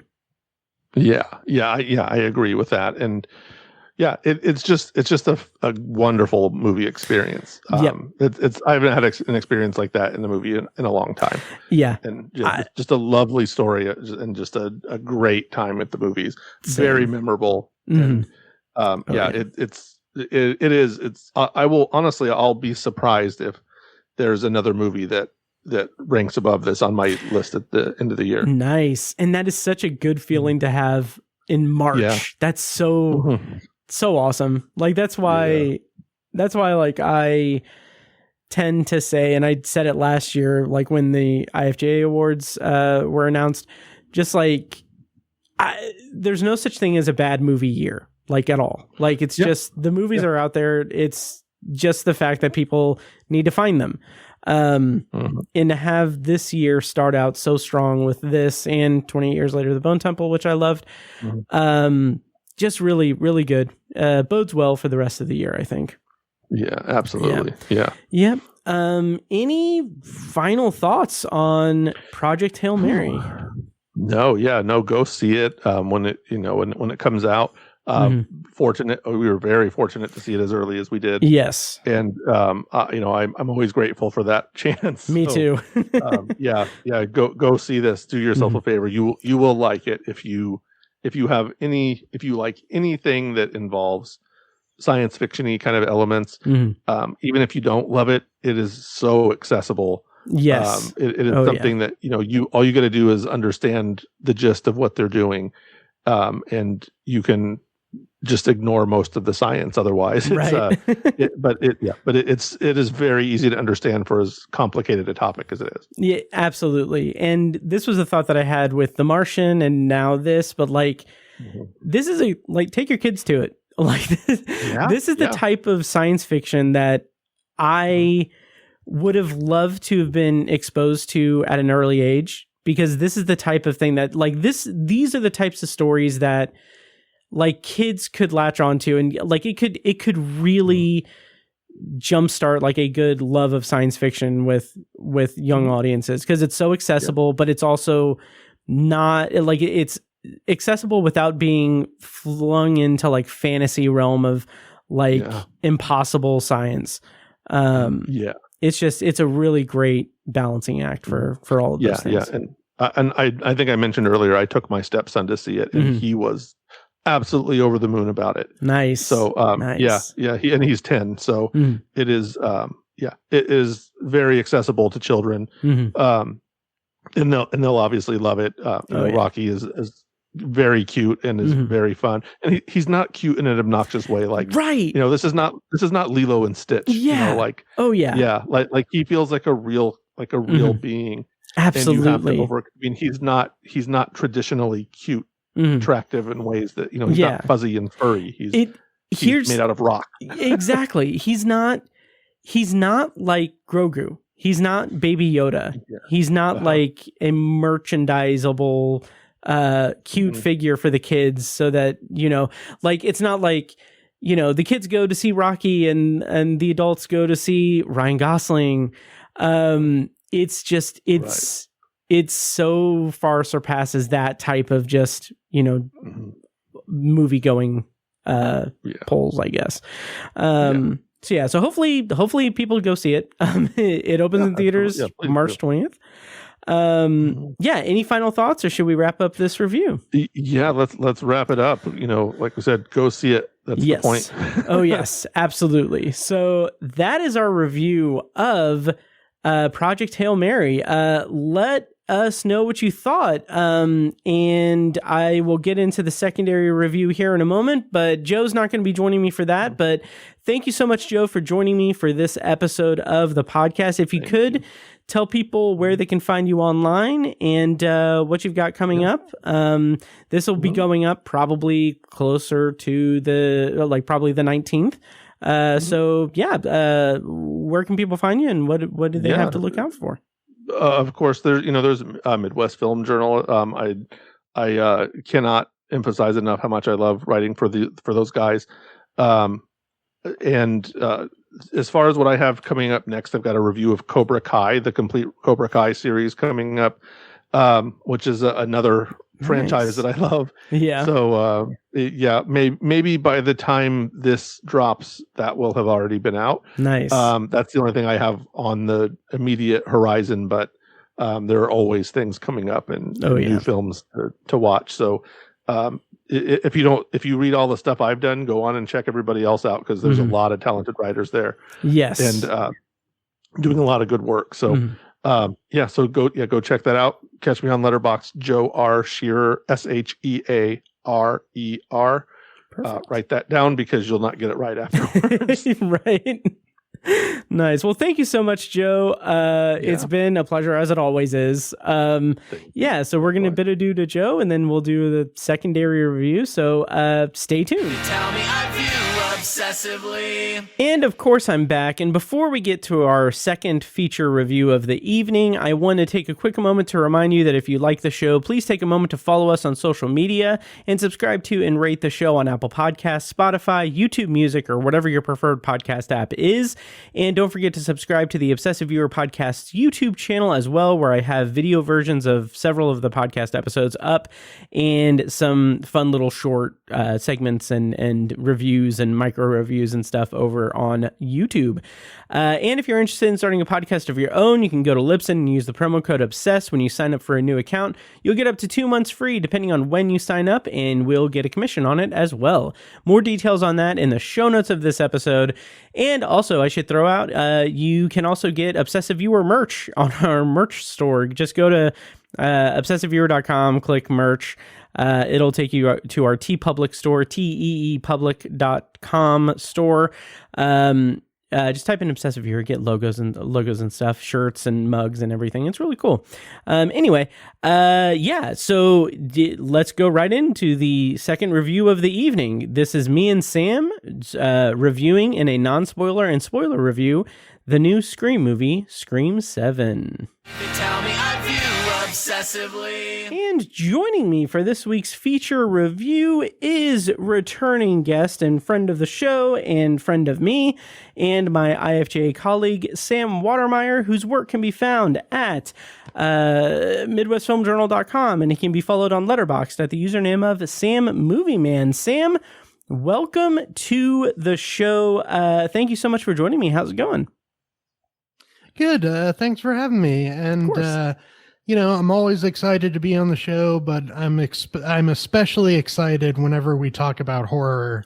So yes. I'm eager to jump into this week's discussion. Nice. I'm excited about it. Oh yeah, I've been excited to get these feelings out here, like these thoughts out here. I did, as I mentioned earlier in this episode, I did a 1 hour long immediate reaction to Scream 7, just talking out my thoughts. So it'll be nice to talk out those thoughts with another person, even if it might destroy our friendship. Oh no. Yeah. So we'll see what happens. We'll see if I don't have a good Scream related analogy to do. We'll see if I'm still this your daughter by the personal. end. Yes, there you go. It's all led to this. For the fifth time, it's personal. Yes.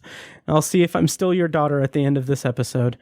That's funny. So, but before we get to the actual review proper, of course, Sam, you have been, you are a contributor over at Midwest Film Journal.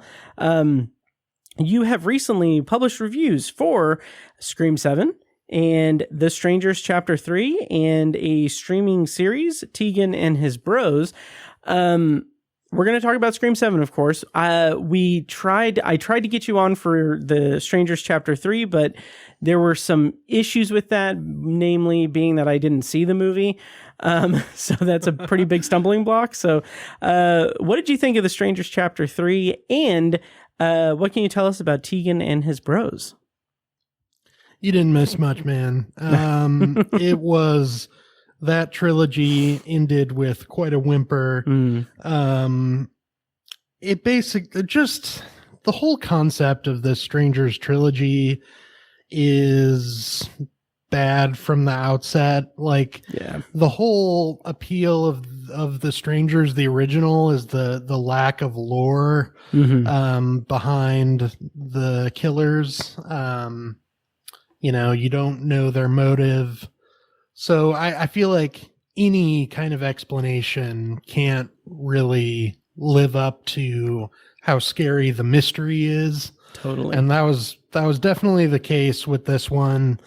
I liked parts of this trilogy, but this last one was just kind of a drag for me. I'll mention Tegan and his bros for just a second. That's kind of a cool thing. The director, Ronald Short, did a movie a few years back called Good Feels on Wheels. I think it was in consideration for the Hoosier Award for IFJA.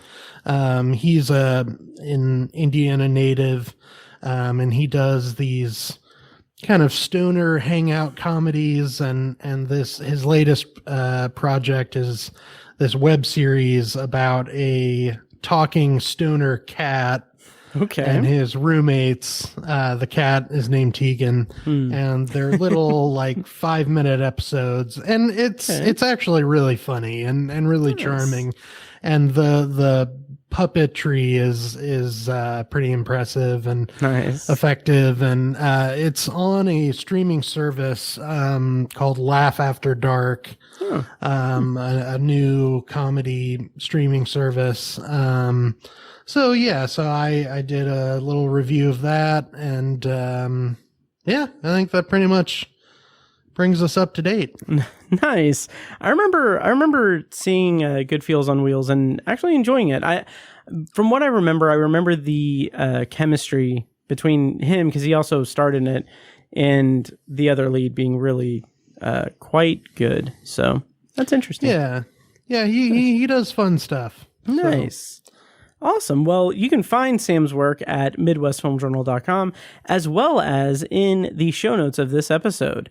So what do you say we go ahead and go into our feature review of the night, which is for Scream 7? Let's do it. All right. As I try to discreetly get my cat away from the equipment. So Scream 7, as we usually do here, we are going to do a non-spoiler review, and then when we switch over to spoilers, I'll play a clip from the trailer and let you guys know when we're going to go into spoilers. So if you want to navigate around spoilers or skip to that section or what have you, you can check the show notes for timestamps. So Scream 7 is the 7th installment of the Scream franchise. It was released in theaters on February 27th, and the premise, according to IMDb, is when a new ghost-faced killer emerges in the town where Sidney Prescott has built a new life, her darkest fears are realized as her daughter becomes the next target. This movie was directed by franchise creator Kevin Williamson, and written by Guy Busick and Kevin Williamson, and the cast includes Neve Campbell, Courtney Cox, Isabel May, Jasmine Savoy Brown, Mason Gooding, Roger Jackson, Annie Camp, Joel McHale, Celeste O'Connor, Sam Reckner, Asa German, and McKenna Grace. So, Sam, let's get into Scream 7 here. First, how do you feel about the franchise as a whole? What were your expectations going into 7? And how do you feel, in non-spoilers, about the latest installment of Scream? Okay, so I love this franchise, and I don't think they're all great, but I enjoy all of them. I haven't outright disliked any of them. It's kind of like the saying, even when it's bad pizza, it's still pizza. Yeah. I really don't feel like any of them have been outright bad, though. I, like you, I regard the first one as a total classic. I think Scream 2 is actually pretty close in terms of quality, or at least, rewatchability. Yeah. I've seen that movie a billion times. Same. It was always on the like AMC horror marathons when I was growing up. So I've watched that a ton. As you know, I'm a defender of Scream 3. Right. The Scream 5, and I like Scream 4. Scream 5 and 6, I wish I could love them as much as you do. Sure. I'm like jealous of how much you love them. I haven't quite gotten there yet. Scream 7, I think I will admit, is probably the weakest one so far. There will definitely be more. And I will keep watching them as long as people keep making them. Just because this franchise has such like simple surface level thrills that I just eat up. Small town slasher stuff, I'm just a sucker for that. Yeah.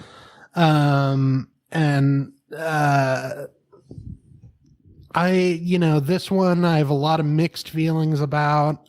I think a lot of elements of it are kind of lazy and disappointing, but overall I had a great time in the theater. I was, laughing at several parts. It's a great popcorn crowd pleaser. So I would say overall I liked it. Nice. That's really good to hear. I don't really need to go too deep into like my appreciation for the franchise. Obviously, like I've talked about it many times before, it's a franchise that we wouldn't be doing this right now if it weren't for Scream. If I hadn't seen Scream at the moment in time when I saw it, I probably would not have gotten as interested in movies as I am today. So I credit Scream for literally changing my life, and also credit Kevin Williamson for that, because he wrote the screenplay for Scream 2 and Scream 4, and did the story for Scream 3. But and when the small anecdote, before Scream 2 came out, my parents bought me the published version of the Scream screenplay. And cool. Yeah, it was awesome. And I went to, okay, so I brought it to school and I showed everyone the scene where Sydney and Billy have sex. It's like, look, it says nipple or whatever.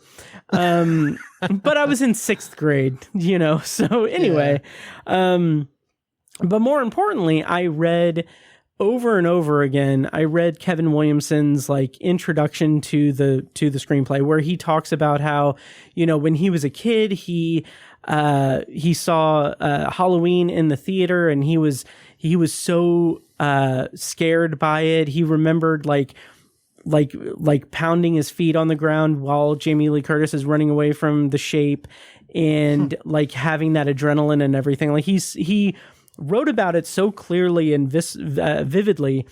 And then he also talked about how and then I saw something on the news a while back about the Gainesville slashers or whatever. And I got this idea in my head, and then I had a group of friends over and just told them the whole story from beginning to end. And then they pushed me into writing it. And so I wrote it, and blah, blah, blah, blah, blah. And so that was the first time that I think that is the origin of the moment that I realized movies aren't just things that I shove in the VCR and press play. These are things that people make. These are things that there's an art to it. There is this whole style that goes into it. There's so many different moving pieces.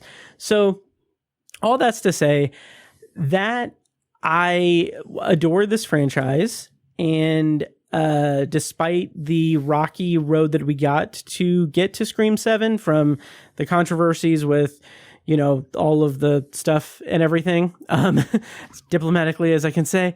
But with all of that, with it going from presumably being a radio silence movie, I don't know if they were ever actually signed on for it, but they left it, and then Christopher Landon took over, which I was excited about because he has such an interesting grasp on subverting the horror genre, and I thought it would have been so interesting to see his version of Scream 7. But of course that didn't work out. And the thing that kept my optimism for Scream 7 was that Kevin Williamson was coming to direct it. And granted, he hasn't directed much in terms of feature films. I think he only directed Teaching Mrs. Tingle. I think that's his only directorial credit in terms of a feature film. But even though that's the case, I still had hope because he is this franchise began with him. Like, he created this franchise, and I felt like, okay, well, it's in good hands. It's not in a stranger's hands. And so those were my expectations going in. I was excited about it because Scream movies are historically very well done. It's the most consistently good horror franchise that I can think of. With Scream 3 being the kind of lesser of that, but it's still Scream, so that's good. And so, having said all of that, I had a pretty good time in the theater, and I thought, okay, the energy is, I don't even know if I would say that. There were moments in this that I was like, this is a really good Scream moment, like from the kills, some of the dialogue, in the situations that they find themselves in. That's really interesting the way it's playing out. But this movie bummed me out so bad because it really feels like it's a rushed production of a movie that for some reason doesn't understand what it's supposed to be in this franchise, which is mind-boggling to me because not only is Kevin Williamson at the helm, he also co-wrote the script with Guy Busick, who is one of the writers from Radio Silence, who did 5 and 6. And it is just baffling to me that we got this as our Scream 7, which we'll talk about it, but I've been just very disappointed as I've gotten farther away from this movie. So let's talk about Scream 7. Still in non-spoilers. I'll grab some tissues. Where do you want to begin, Sam? I mean, we could start with the opening. Yeah, let's start with the opening because I feel like we both have strong feelings about that. Yeah, so we'll be kind of vague, but basically it's in the trailer. It takes place in the location of Stumacher's house.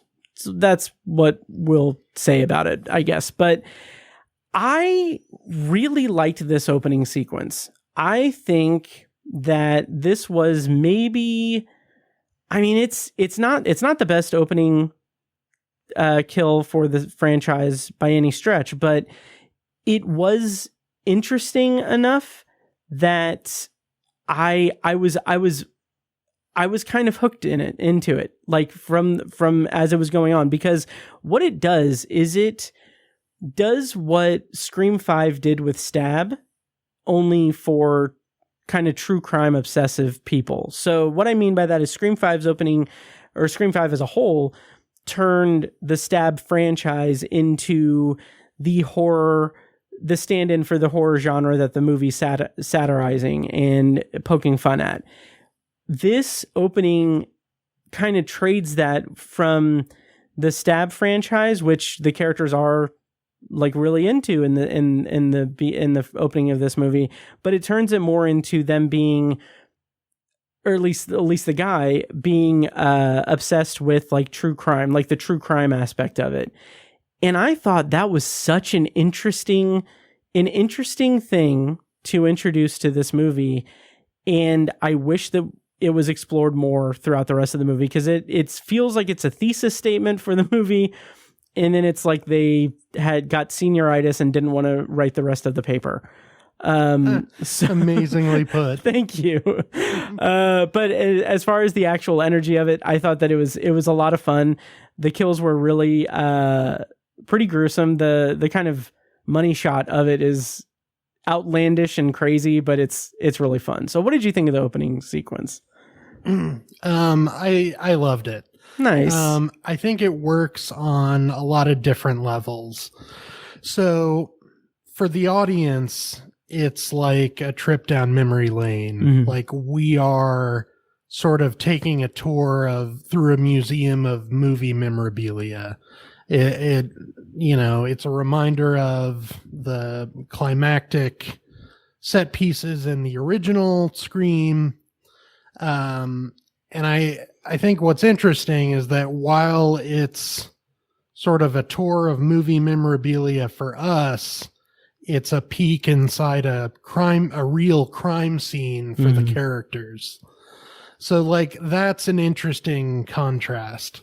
Mm-hmm. And I don't know about you, but like when one of the characters turns on the lights and you see the cutouts of the dead bodies. Yes. That was such a great punch to the gut moment, because it really hits you with the reality and, the contrast between the characters getting giddy about this crime scene. Like posing in the chalk outlines. Right. Like they're getting giddy about a location where people actually died. Mm-hmm. Like that hit me pretty hard. And,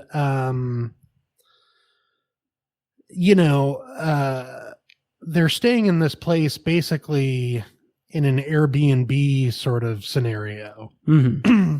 And that works on another cool meta level because you can actually stay at the Stu Macher house from the movie. That's right. Like that is an actual, they don't do an Airbnb setup, but like they have overnight events and like weekend getaway packages at the movie location.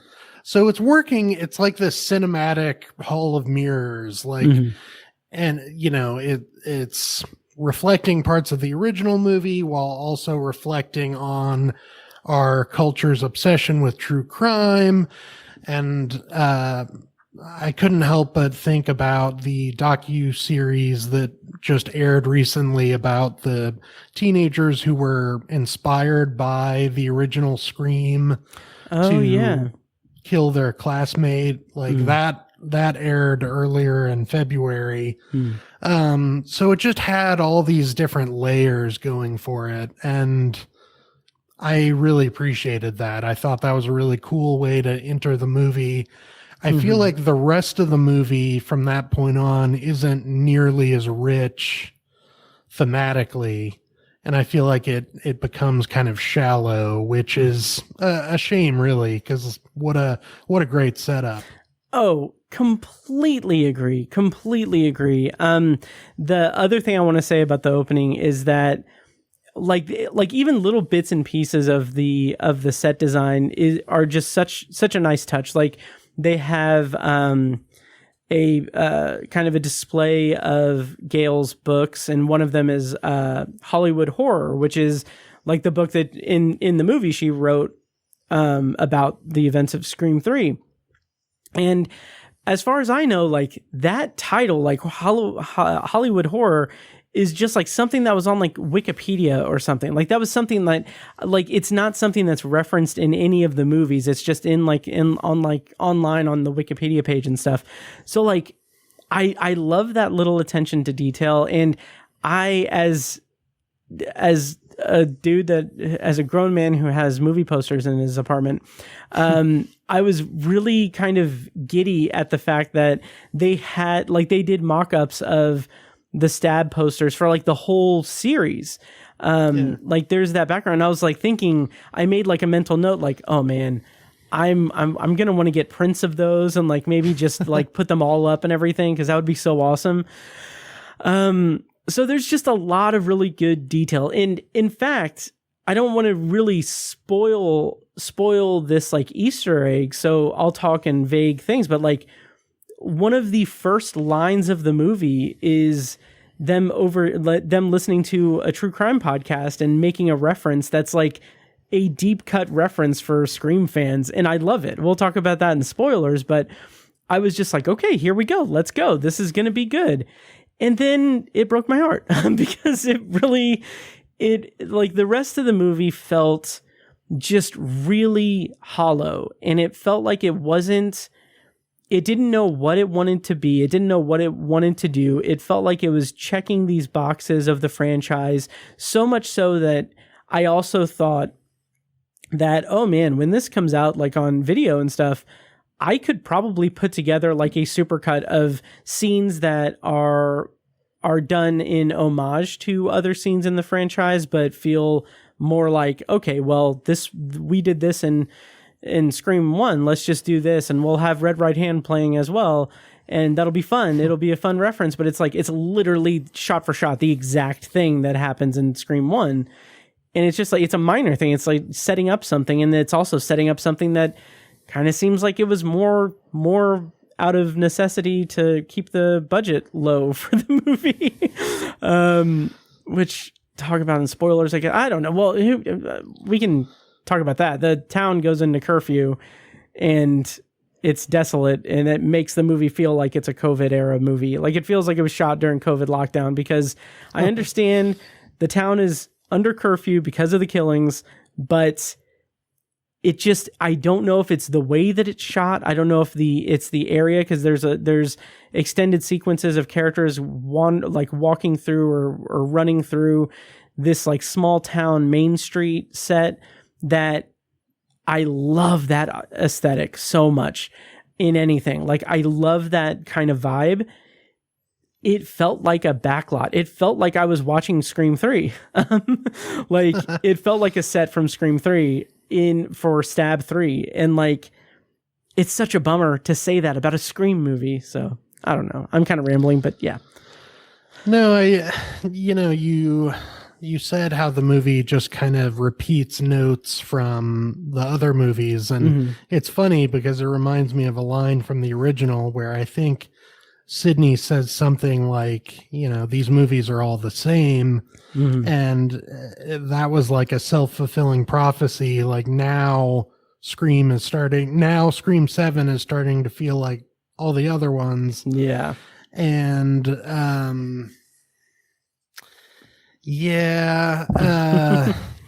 forgot where I was going with that. Yeah. But, yeah. It's such a bummer too, because the thing that I'm wrestling with is, I will go out and say it, I did not like this movie. I will watch it again. I'll probably see it again in the theater, probably this weekend, just to see if it holds up to a second viewing. It won't, like, to see what that viewing will be like for me. But it's still a Scream movie. I still am a massive fan of the franchise. It doesn't change anything about my feelings about Scream, except that Scream 7 kind of sucks and is such a bummer. But the way that it does those notes from the previous entries in the franchise, like, I'm a sucker for nostalgia bait like that. But what this movie does is, it feels like it kind of ignores the fact that Scream 5 already did that kind of thing. Like, Scream 5 was Woodsboro teenagers, and it was an incredible franchise love letter to not only the franchise but to Wes Craven. And like, I watched Scream 5 again after seeing this, and it's just like, there's so much more personality, there's so much more characterization, and so much more reverence for the franchise in the opening scene of Scream 5 alone than in the entirety of Scream 7. And that's a hill I will die on, with several knife wounds. Whoa. Yeah. No need to yell here. No. It's all good. Yeah. But it just feels like Scream 7 just doesn't care that Scream 5 already did the like franchise nostalgia thing. Because even like the opening scene after the opening sequence, after the prologue or whatever, is like, it is a wink, not even a wink. It's just a like, it's a clap your hands and snap your fingers to get the audience attention so that you can point to it and say, remember this from Scream 1? Remember this, because it's literally like word for word, the exact lines from Scream 1 when, you know, Billy visits Sid at the beginning of Scream 1. And it's like, it's built up as like a reference and everything, but it's also like, yeah, but we've already seen this. They've already done this. Like, it just feels, like the movie isn't confident. Yeah. Yeah, I think that's a valid point. I am going to be a bit of a stinker right now, though, and mention that, like, I think the movie is committing sins that the other movies have committed already, frankly. Sure. Like, I think, and, you know, don't freak out. Don't Hulk out. No. But, like, Scream 5, for example, there's, you know, once it returns to the Stu Macher house, Sydney says something like, you know, wow, Stu Macher's house, you guys are derivative, aren't you? I feel like this franchise often kind of makes fun of itself for being repetitive without really transcending above that. Like, pointing out that it's derivative as a joke doesn't really make it any more clever. Yeah, it doesn't change the fact that it's the same house. Yeah, like, I feel like, I guess you're presenting Scream 7 as if it's committing these sins that haven't been committed before, and I guess my argument is that they have. You know, that is a very fair point, because even in the last act, Act 3 of Scream 5, like we do get like that same exact scenario scene, or that we get a very similar scene to what I described in the opening scene for Scream 7, but we get where Mindy is watching Stab and she's telling like the actor playing Randy, like, oh, turn around because he's behind you, while Ghostface is behind her. So like, yeah, that's a fair point. They have done those same mimicking things and everything, but Scream 5 is such a better movie that I don't care. But but also Scream 5 has those like it does have those overt things, but it also has more subtle things, like the fact that the ghost face that's behind Mindy in that scene is actually like the person in the suit is, we can spoil the franchise, so spoilers on for the whole franchise, is like the actual actor in it is Jack Quaid. And that's an interesting parallel, because in Scream 1, when Randy is watching Halloween and Ghostface is behind him, that's the only scene in the first Scream movie where one of the actors who played one of the killers was in the suit, and that was Skeet Ulrich. And interesting. So like, and we get those little things, and like there are tons of like audible references and Easter eggs in Scream 5, like Drew Barrymore doing the voiceover for the principal in the announcements at in that movie's like fountain scene. And then the Jamie Kennedy doing a voiceover cameo at the party when Jack Quaid is like kicking everyone out. It's like, someone's dad just is kicking us all out. Like, so there's some, like, I don't know. I think that they were just more subtle with it in 5. But even then, and there's a little more effort there. Like, yes. They had to, like, it's not just mere mimicking. Like, there's like I said, there's an effort to it. Yeah, and like they even kind of subvert that with Scream 6 when they're trying to trap Ghostface, and it's like, like it's the twins. They're in a van monitoring stuff, and they're like, okay, well, we're in the middle of an open area. We're in college, and we're trying to get a call from Ghostface, well, there's a van here. Like, this is exactly how our uncle died. Like, this, can you guys not see that? And like, it's fun. But anyway, we're not reviewing Scream 5 and Scream 6, Scream 7. Yeah. No, you've made me appreciate them more though. Oh, and nice. I don't dislike those movies by any means. I didn't like fall in love with them the same way you did. Sure. And you're making me appreciate them more. So yeah. Oh yeah. You're like, oh yeah, they're great. Yes. Yeah.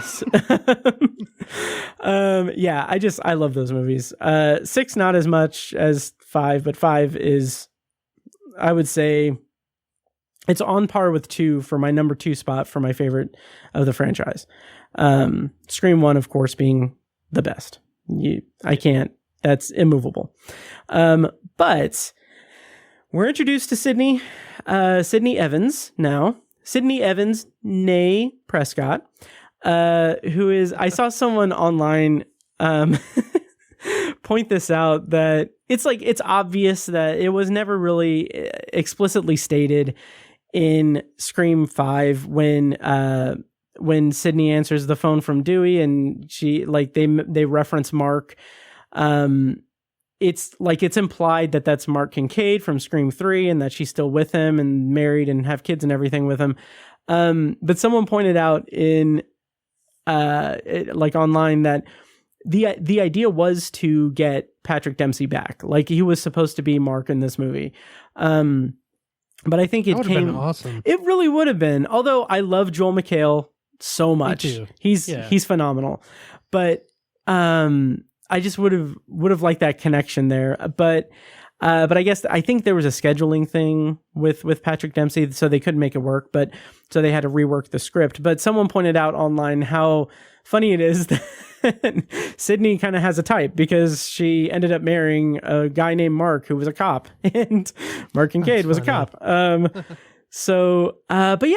I will say, like, I didn't hate this movie. Like, this movie isn't the worst thing that's ever happened to me in my entire life. Or anything. Well, that's good. Yeah. Or anything dramatic like that. But what this movie what this movie has going for it is some of the set pieces are really cool. Some of the ideas, while not explored hardly at all, they're at least presented in a way that makes me interested in the alternate universe where this is a good movie. And thirdly, maybe most importantly, is those moments in that opening sequence when Sydney is talking to her daughter, talking to Tatum, and they're having their kind of fragile mother-daughter moment, or fragile in the sense that it's an argument and that you get a sense of how their relationship is because she's a teenage daughter. We get that, but then we get this really charming scene between Mark and Sydney, where Sydney is talking to him like, hey, I think our daughter, she's seeing this guy, and, I don't think they've had sex yet, but, give it 5 minutes or whatever. And like the back and forth that Neve Campbell and Joel McHale have, like, in that moment, while I still had hope that this movie wasn't going to break my heart, I thought, like, okay, this is going to break my heart in a different way than, because I'm like, I don't want this to be broken. I don't want I want to see Sydney happy, and seeing Sydney happy right now makes me really happy. And I don't want that to go away. So like, it made me like anxious. And I think that that's a testament to just how much they nailed that like introductory scene showing Sydney with her husband, because obviously it's been 30 years since the first Scream. It's been like, we've seen her in 5 of the last 6 movies going through all of these things.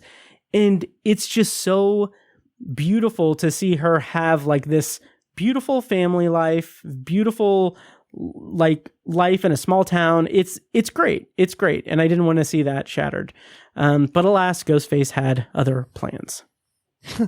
That's actually, that's a great point. That this one does stand out a little bit in that it doesn't instantly introduce her as the damsel in distress again. Yeah.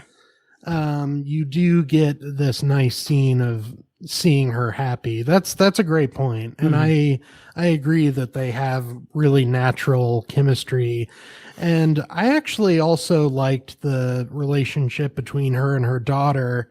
I think what was interesting was this idea that someone's life could be on the world stage for everyone to misinterpret and distort and use for their own benefit.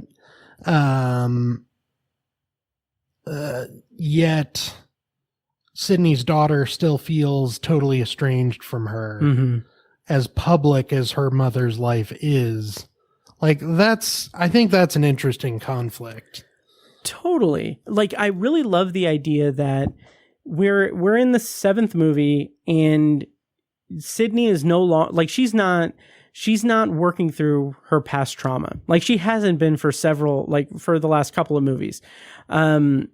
Of course, as the movie is frequent to remind us, she sat out of the New York incident. She was not present there. It's funny because, so brief tangent, I went to the opening night fan event screening of this. It was interesting, but that's where they premiered the Scary Movie 6 trailer. In the version of the trailer that is online now has a different last scene of the trailer. The one I saw in the theater had a scene where they're arguing over Final Girls or something. And they say it's not a Halloween, what's a Halloween movie without Jamie Lee Curtis, or what's a Scream movie without Neve Campbell? And then I think it's Marlon Wayans is that's Scream 6. And in the moment I was like, that's pretty good. That's fun. And then the actual Scream 7 goes on to just hit us over the head with the little references to Sydney not being in New York. I don't know how many it was, but it was at least 4 times in the movie it's referenced directly. And I'm like, come on. Yeah, they kind of beat that joke to death. Yeah. I admit that. I mean, I laughed the first couple times, but yeah, I mean, by the end, it felt kind of disrespectful toward that movie almost. A little bit. It felt like it was a little grudge against it, which, whatever. But my whole point being that we had Sydney literally getting away from her trauma and everything in Scream 4. That's the movie where she's doing a book tour. She's written this self-help book. She's done the work to move past her trauma. And after that point in the franchise, she's no longer she's the final girl, but she's not she's no longer the final girl. She's the final woman. She has grown up and grown past it. And she it's never a case in Scream 5 or Scream 7 where she's like, oh my God, I can't believe this is happening again. No. And Scream 5, she's she's literally telling Sam, he's going to keep coming after you. And I have kids, so I'm not going to sleep until he's in the ground. And it's fucking hell yeah. Hell yeah. And so that carries over, I'm grateful for it. It carries over to Scream 7. In so much that the first Ghostface call, she remarks, and I'll have it in the trailer clip when we go to spoilers, but she remarks that's, you're pretty inventive for someone who, for the latest dumbass who's hiding behind a voice changer or something like that. And that at its heart is what also bothers me about the movie, which we'll talk more about in spoilers, but the movie introduces something that's very, very, heavily promoted. I don't want to say what it is exactly, but the links to the past that this movie elicits, starting with that opening sequence, it feels like the movie assumes that it's supposed to be oh, Sydney's haunted by her past, but Sydney's moved past her past. Literally the only reason that you're bringing out these instances of franchise nostalgia is for the viewers watching it, and it doesn't serve an actual story purpose. And that just bugs the shit out of me. Like, so much. We'll talk more about it in spoilers, but in overview terms, how did you feel about that? I mean, it's interesting because what you're referring to is it basically came out of a fan theory. Mm-hmm. And in that sense, it feels a little cheap. Like it's just kind of satisfying. It's, basic fan service. Mm-hmm. I think that the links to the past, I'm not defending them here, but I think, sure. And I'll explain this in the spoilers, but I think they make sense within the context of the franchise in some aspects. But it also feels like the laziest possible way of linking to the past. And it's very uncinematic in the way that it does that. Mm-hmm. It also feels like just kind of a desperate direction to go. To me, this franchise is so, like, there's so many directions you could take with it. Oh, yeah. Especially on a meta level. Mm-hmm. Like, why they've never explored a horror convention as a setting is beyond me. I think we've talked about it before, but yes, like there's another version of this movie that would, anyway.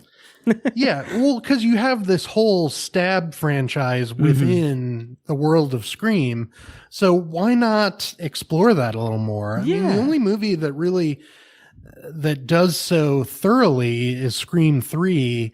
Scream 4 explores the Stab movies a little bit. And Scream 5 a little. We get some cheeky references. But there's never been like a deep dive into them. Yeah. And we've never, aside from Scream 3, like we've never really met many of the actors from the Stab movies. Obviously we meet one of the directors in Scream 3. But like, I feel like that's never been fleshed out in a way that could be really entertaining. Yeah. So anyway, like, I think this movie, going in the direction of a fan theory is just really desperate and kind of lame in comparison to the multitude of other directions it could go. Absolutely. And it feels like, and I'm going to borrow a quote from the often referenced in this recording, Scream 5. Scream 7, with its reliance on the fan service aspect of a fan theory, it feels like it is putting the audience into the middle of fan fucking fiction. As Sam says in Scream 5. Like, it really feels like, they were breaking down the story for Scream 7. They were apparently in a rush since all of the stuff was going on and everything. And they were like, okay, well, this is a conspiracy theory. Absolutely there's no insight at all. Like, this is just completely off the top of my head. But I kind of feel like maybe there was at least a subconscious thought that's, okay, well, there's a lot of bad blood around this movie now. Like the PR aspect of this production has taken a huge tumble. And so what can we do with Scream 7 that would maybe take away some of the bite of the controversial stuff and make it a little bit more geared toward, like, make sure the diehard fans come out and support it. So, I mean, that could go as far as saying, like, okay, let's get Kevin Williamson on board. We'll have him direct it. What are some, like, what do the fans of the franchise say online about the franchise? Oh, this one thing. Let's roll with this. And to their credit, if that was the intention, it worked because it had the biggest opening weekend of the entire franchise, and it brought the entire franchise box office total to over $1 billion cumulatively. And when I say it had the biggest opening weekend, like it had the biggest opening weekend of the franchise by a magnitude of like 50 million.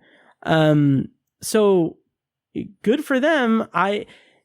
In my head, in my very, being that I did not enjoy this movie as much as I would have liked to, I'm very curious what the second weekend numbers are going to be.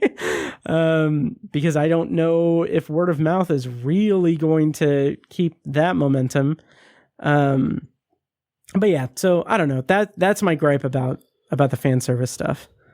No, that's a great point. I mean, it should never feel like the story came out of a PR crisis. Right. And I think, I mean, honestly, I think you nailed exactly why they probably made those decisions. You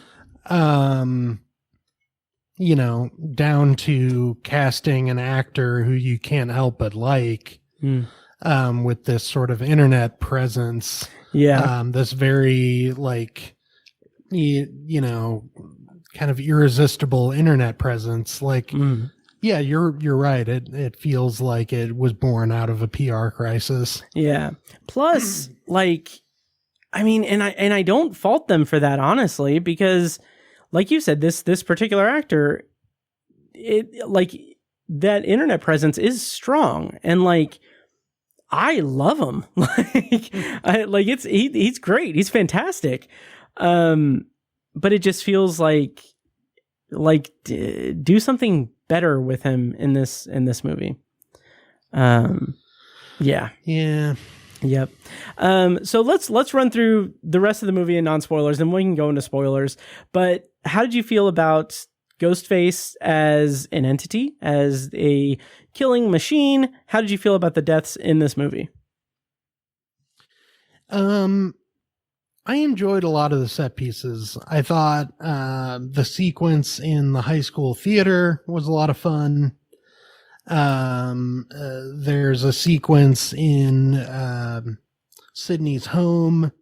I don't think it's spoiling anything. You know, they're hiding behind the walls, and Ghostface is stabbing through. Like, that was fun. I don't know if I really found Ghostface all that scary in this one. I think they were fun to watch. In terms of stuff I enjoyed, because I feel like I have to defend a few things. Of course. You steamrolled me. You made such a better argument. And look, I'm the last person to ever want to be someone who has a negative opinion about a Scream movie. Oh, sure. It breaks my heart to make this content in particular, but it's what I do. I really enjoyed Courtney Cox in this. Her entrance is genuinely surprising. And fun. And kind of a shocking moment. And I enjoyed her dynamic with Sydney. You know, I've heard people complain that they both have sort of a low-key reaction to Ghostface, and I'd argue that actually makes sense. I mean, they've been through this many times now. They're desensitized. I mean, I can imagine them being more annoyed than traumatized at this point. So that didn't bother me. You know, I am getting tired of the return to the small town aspect of the franchise. You know, I mean, Scream 3 branches out into Los Angeles in really fun ways. Scream 6 going to New York was cool. I don't know why this franchise is so beholden to the small town kind of vibe. I wish it would branch out a little more, but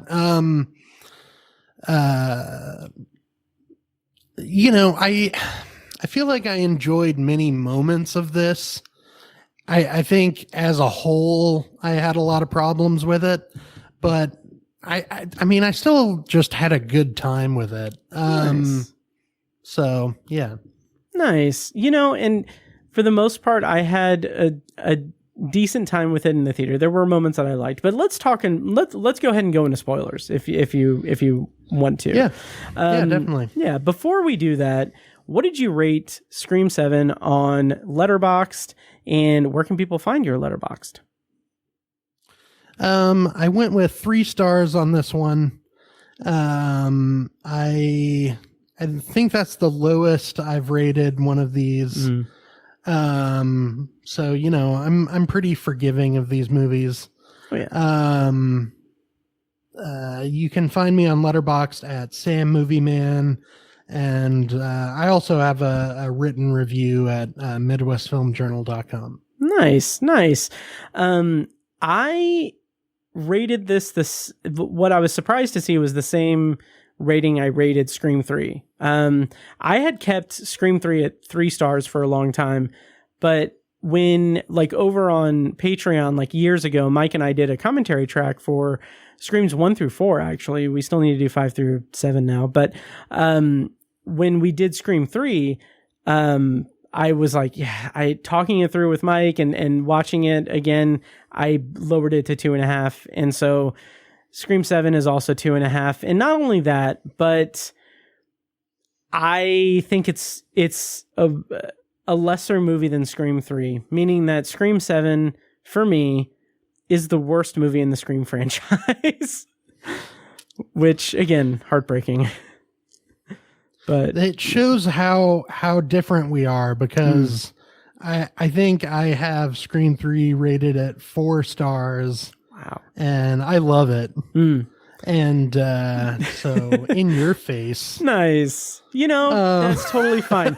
I will go ahead and just assume that you were in a situation where someone had a knife on you and they decided to throw it at you, and the handle of it just hit you in the head and made you briefly lose consciousness. As is one of my most cringeworthy moments in Scream 3. It's just so dumb. I've seen that movie so many times. And to be fair, so have I. Yeah. Yeah. But yeah, anyway, so yeah, those are our ratings. Go follow us on Letterboxd and everything. So we're going to go ahead and go into spoilers for Scream 7. So if you haven't seen the movie, go do something else or skip over with timestamps in the show notes. I'm going to play a clip from the trailer. When we come back, we're going to be spoiling Scream 7. Hello? Hello, Sydney. Did you miss me? Nice little town you found. You and your pretty daughter. Reminds me of where we grew up. Well, you sure know a lot about me for another asshole hiding behind a voice changer. Oh, I'm not hiding, Sydney. Not this time.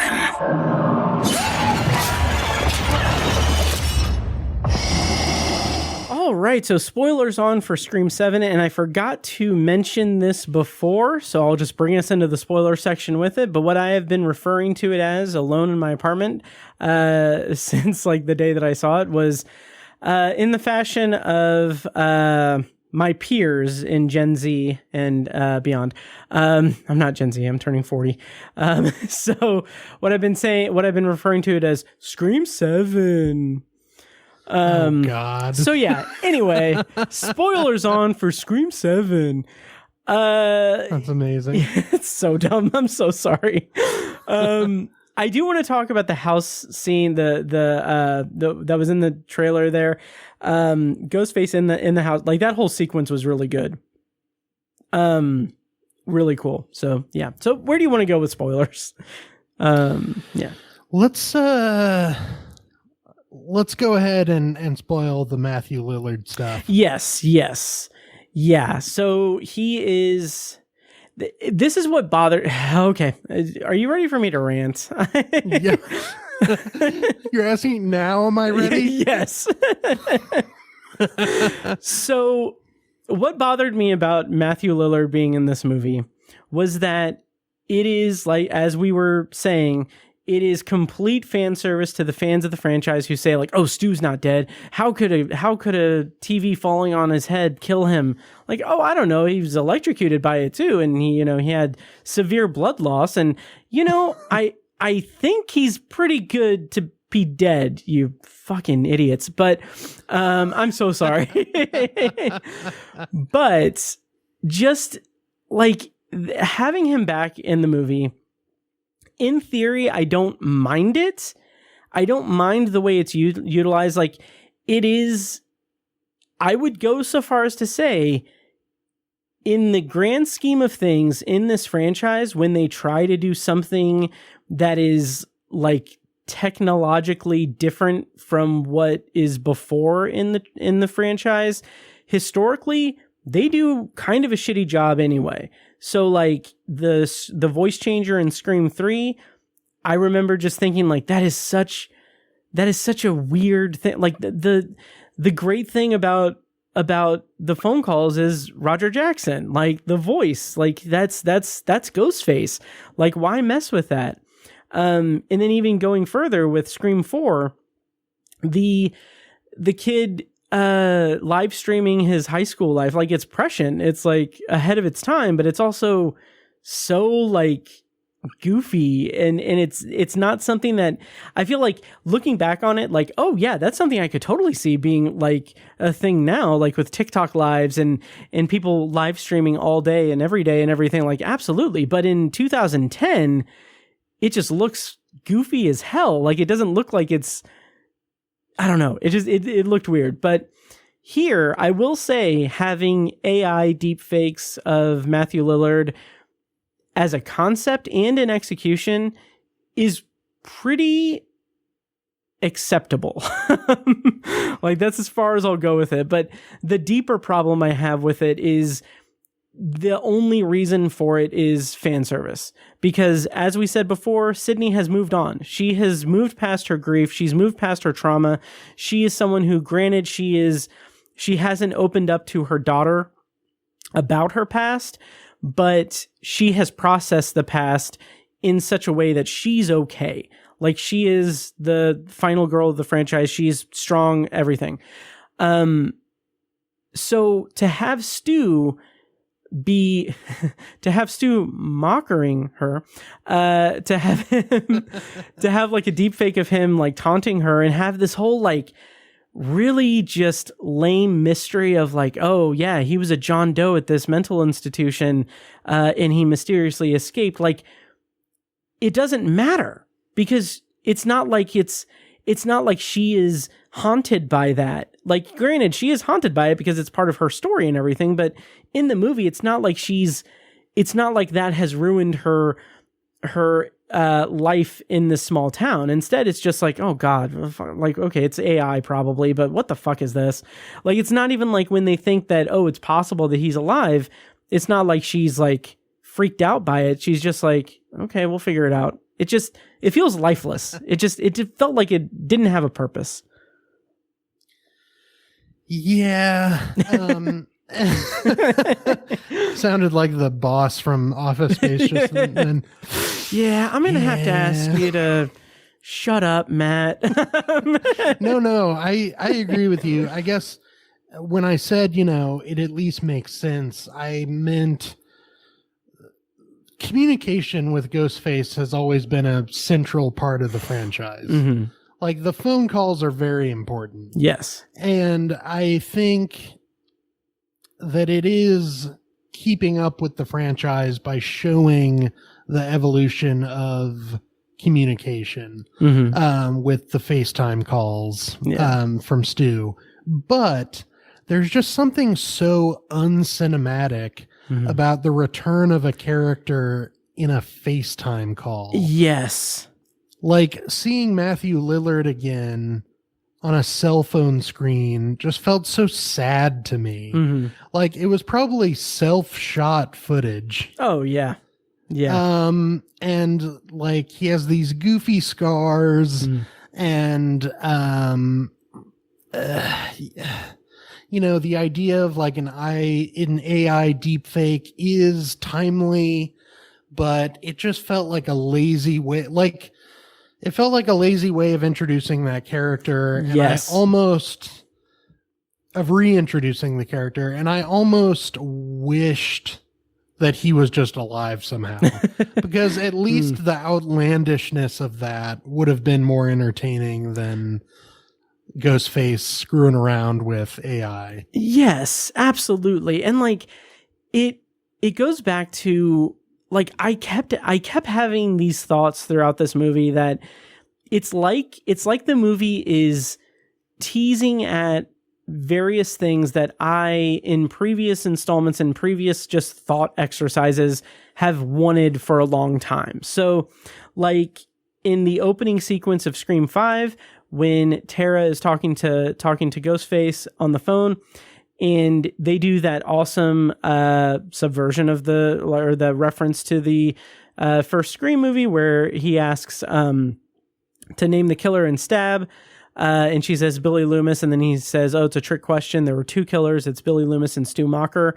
In that moment with Scream 5, like in the moment when I saw it, I thought, oh shit, this movie could be about like how whoever's the Ghostface is like upset because they have some connection to Stu Macher, and Stu Macher is just a forgotten sidekick in the story of Stab and Woodsboro and everything, and they want to like honor him in some way. And then in Scream 6, when they had like the shrine to Ghostface, which again also feels kind of like they cribbed that for the Stu Macher stuff in this one, but whatever. But they, when they introduced that, like I was thinking, and I went into Scream 6 wanting this pretty badly. I thought like, oh my God, it's going to be like this. What if the killers are a big group of Ghostfaces that are like radicalized people who are like in a cult of Ghostface, and like that's the twist and everything. So like when Carl gets pancaked by Gale, I was like, oh, okay, is this where they're going with that? But no, they're not. They weren't. So I don't know. So there are like these bits and pieces that I thought would be interesting, but at the end of the day, it's more like those thoughts that I have are 10 times more interesting than what we got, because the resolution of it, the mystery of it just did nothing for me. And it's a shame. It's a real shame. Yeah. And now I'm kind of, brainstorming other ideas. Like, it would have been interesting if the person was at least connected to Stu in a more significant way. And maybe like old footage of the actual Matthew Lillard could be used somehow. Like, maybe the killer would have like home video footage of Stu Macher. And like, I'm sure that could be created in a cinematic way, but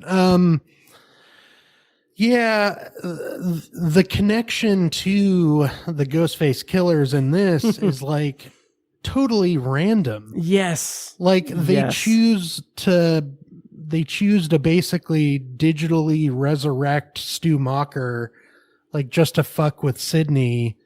And it really doesn't go deeper than that. Yeah.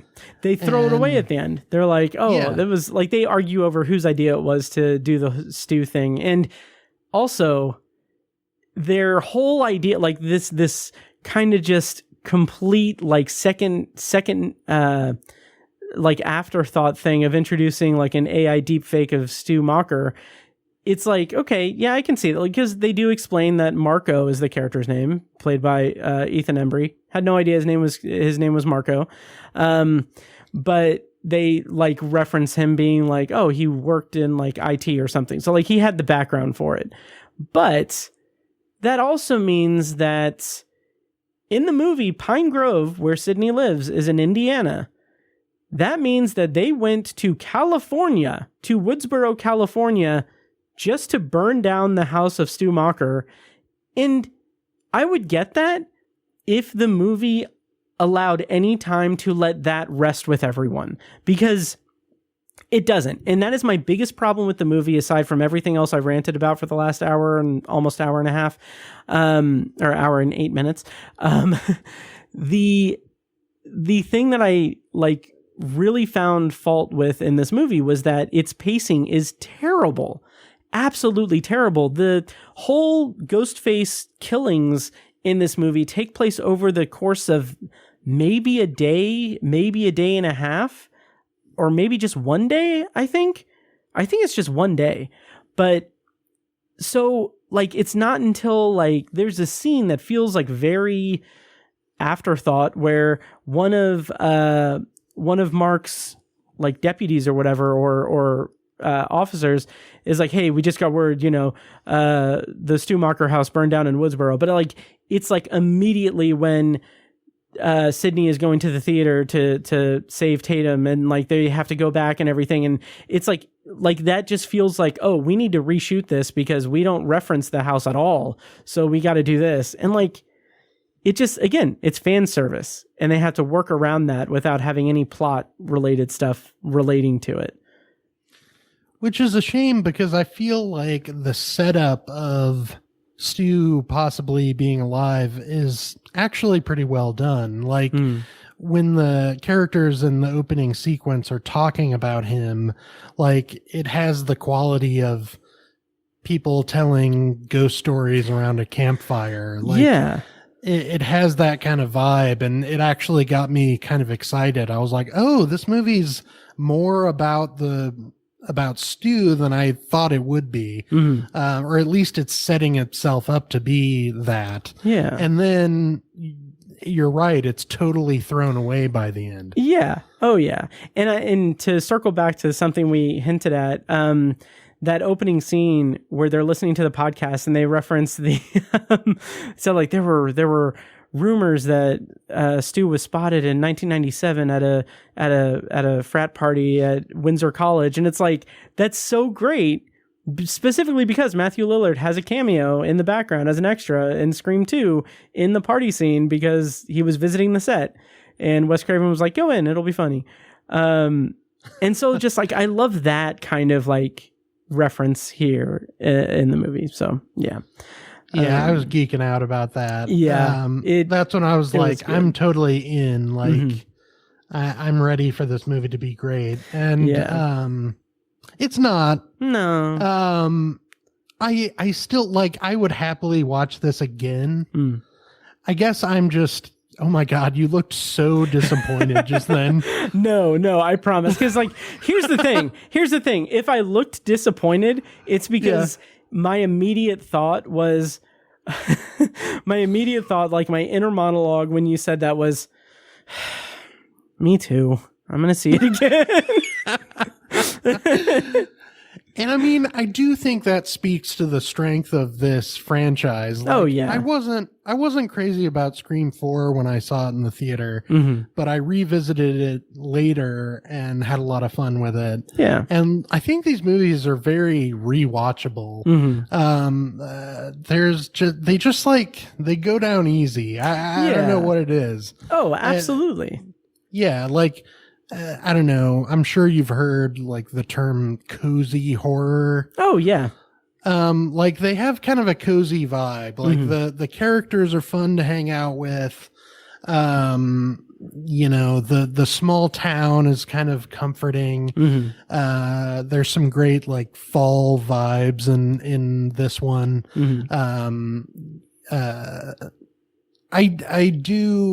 I don't think the teens in this one are nearly as charming as as the other sequels. I was gonna be a dick and be like, oh, there were teens in this. Oh, do you mean the extras that they cast? Because they had no fucking character development whatsoever. Which is a shame because like McKenna Grace, is great, is a great actress, but like she isn't given much to do. No, and I will say her death scene in this movie was pretty freaking awesome. I loved it. That was amazing. I just wish that I knew anything about the character. I don't remember what her name was, honestly. Hannah. Okay, well, but I did. Yeah. I did kind of like the creepy true crime obsessed kid. Me too. I thought that was a good character. Yeah, and I like that because again, it's hinting at a deeper theme that the movie abandons mostly, but like if this movie was about people being obsessed with true crime, not even so much so that like he's orchestrating the Ghostface killings or anything because he wants more story or whatever, because he wants a new podcast or whatever. Like, we don't need that. It doesn't need to go that far. But I think that the movie could have, and probably, I don't know if I would say it had a responsibility to, but it could have explored that disconnect that people have with true crime, being a fan of true crime and being allured by true crime, and being just adamantly disrespectful. like random tangent. I think I talked about this on Patreon, but I don't like true crime. I don't like true crime fandom. I think people go way too far with it. One example of that is I saw a Facebook post on like my timeline from like some true crime group. I don't know how it got on my algorithm or anything, but it was someone who posted in a true crime fan group saying, has anyone here actually seen anyone get murdered? Like, okay, why are you asking that, buddy? Yeah. What the fuck? Do you understand like the difference between reality and like the podcast you're listening to? And that, I think, could have been the secret sauce for this movie. I would have probably been disappointed because it isn't about movies or about horror movies, but I think that there is a version of this movie that goes into that adopts the idea from Scream 1 of, you know, movies don't create psychos, or movies make psychos more creative, but have it transposed into a true crime obsessed thing that's like, oh, okay, you don't need to be a trained like cop to be able to take a shotgun and kill a bunch of people in a bodega in a Ghostface mask. You just need to like listen to several true crime podcasts and like study the case notes of stuff to be able to get into Sidney Prescott's house and try to kill her and her family. That's really interesting. And I agree that the movie doesn't reckon with that nearly as much as it could have. And like it could have, its thesis could have been, and it's basically what you just said, but you know, our horror movies now or our obsession now isn't with horror movies. It's with, you know, real life horrors and true crime podcasts and docuseries. Like I said, you know, the Scream murder about the two high school kids who killed their classmate, they were literally inspired by Scream. They referenced it in videos that they made. Like, that's an actual example of movies making psychos more creative. And I don't know why Scream 7 didn't grapple with that a little bit more. Yeah. Yep. I think that they just didn't know what they wanted to go for, what they wanted to do. And this can lead me to two really quick things before we talk about the ghost faces, because Jesus Christ, because we don't need to talk too much about them because we don't have much to talk about with them. But a couple of like scant thoughts that I have are this this is going to seem like a joke, but I actually genuinely like that. I want to say there's something like this in Scream 3 too, but I'm just going to contain this to Scream 6 and Scream 7. But as someone, like, I'm, you know, a douchebag liberal. I don't care about guns or Second Amendment. Like, I could take or leave. I don't care. I'm not like a gun fan at all. Like, I don't hate guns, but they're just not for me. But the thing that I'm getting at is Scream 6 and Scream 7 both have a scene where in Scream 6 it's Gale, in Scream 7 it's Tatum being coached by Sydney. But I really like the fact that these movies go to the point of showing that, oh, the weapons, the gun that they have for self-defense is in a locked safe. Like they have to punch in a code and get it. Because that makes perfect sense. And like, it's just, I don't know. There's something about that I kind of like that. I kind of like that because I think that with gun safety and stuff, there's a lot of, oh God, what's the word? Oh, fucking morons who think that, oh, just because, you know, they have the right to bear arms, they can, you know, they're in the fucking Old West. That's not the case. Like, you should still be a responsible gun owner. Don't point your gun at anything you don't want to kill, and don't treat your gun like it's not loaded, because every gun is a loaded gun. That is the just point everything, and, you know, keep it locked up. So anyway, so I appreciate that. But, there was another thing, another set piece. Let me talk really quickly about the twins. Fan favorite characters. I love Mindy and Chad. In fact, I saw like a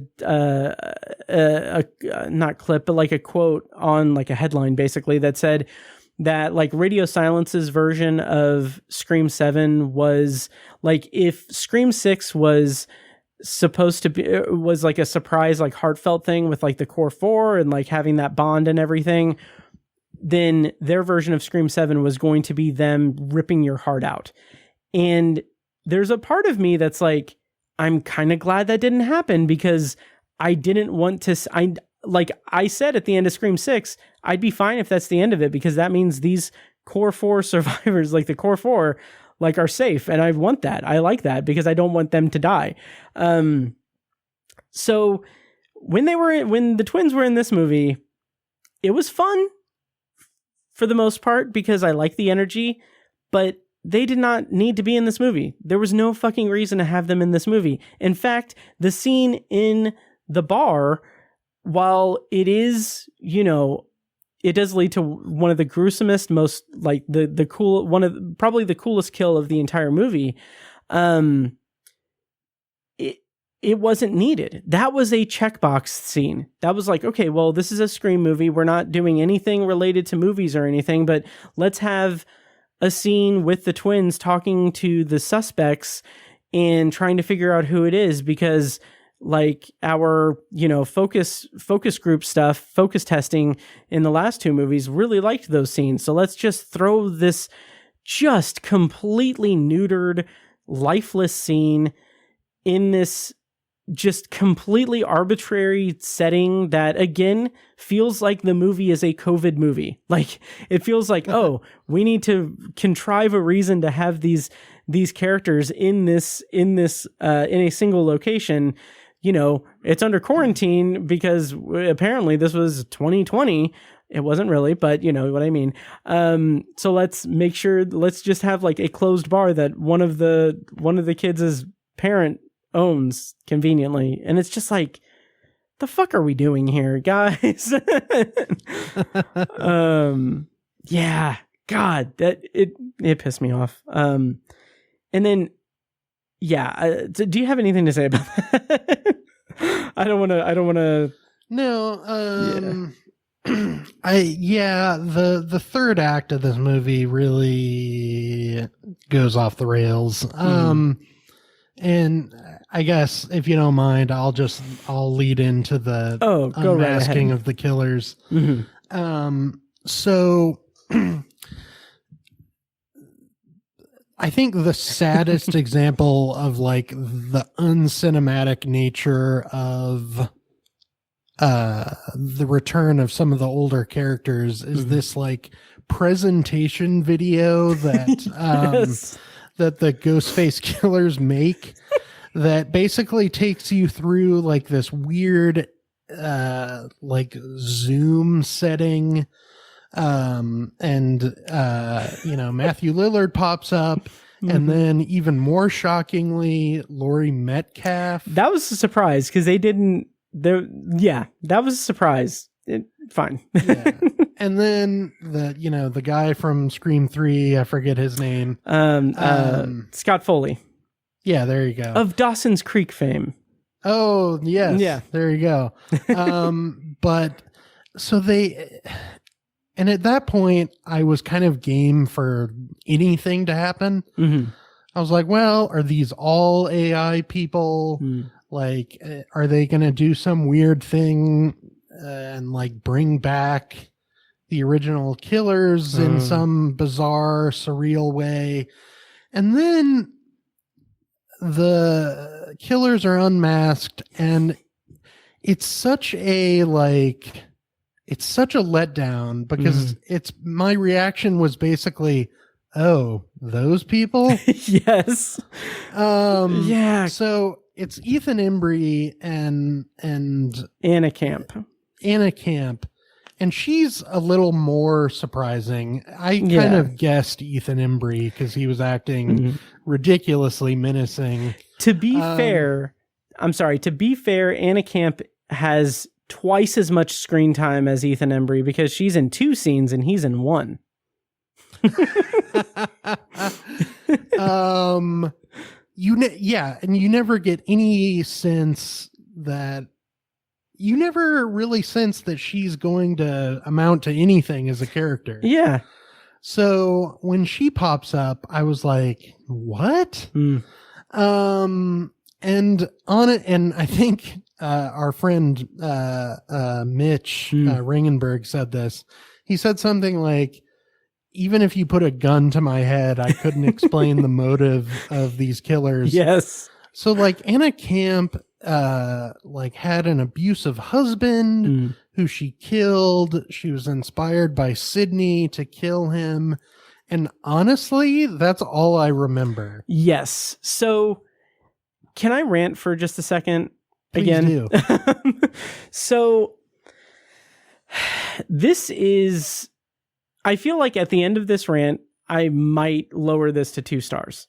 So Anna Camp's, I guess her name is Jess in the movie. Her motivation, like you said, is she was in an abusive relationship. She ended up, like, her husband died. It's revealed in her monologue that, she killed her husband because she read Out of Darkness by Sidney Prescott, and it made her realize that, these killings are all terrible, but the single factor of it all is that Sydney kills the bad guy, and that empowers me to kill the bad guy in my life.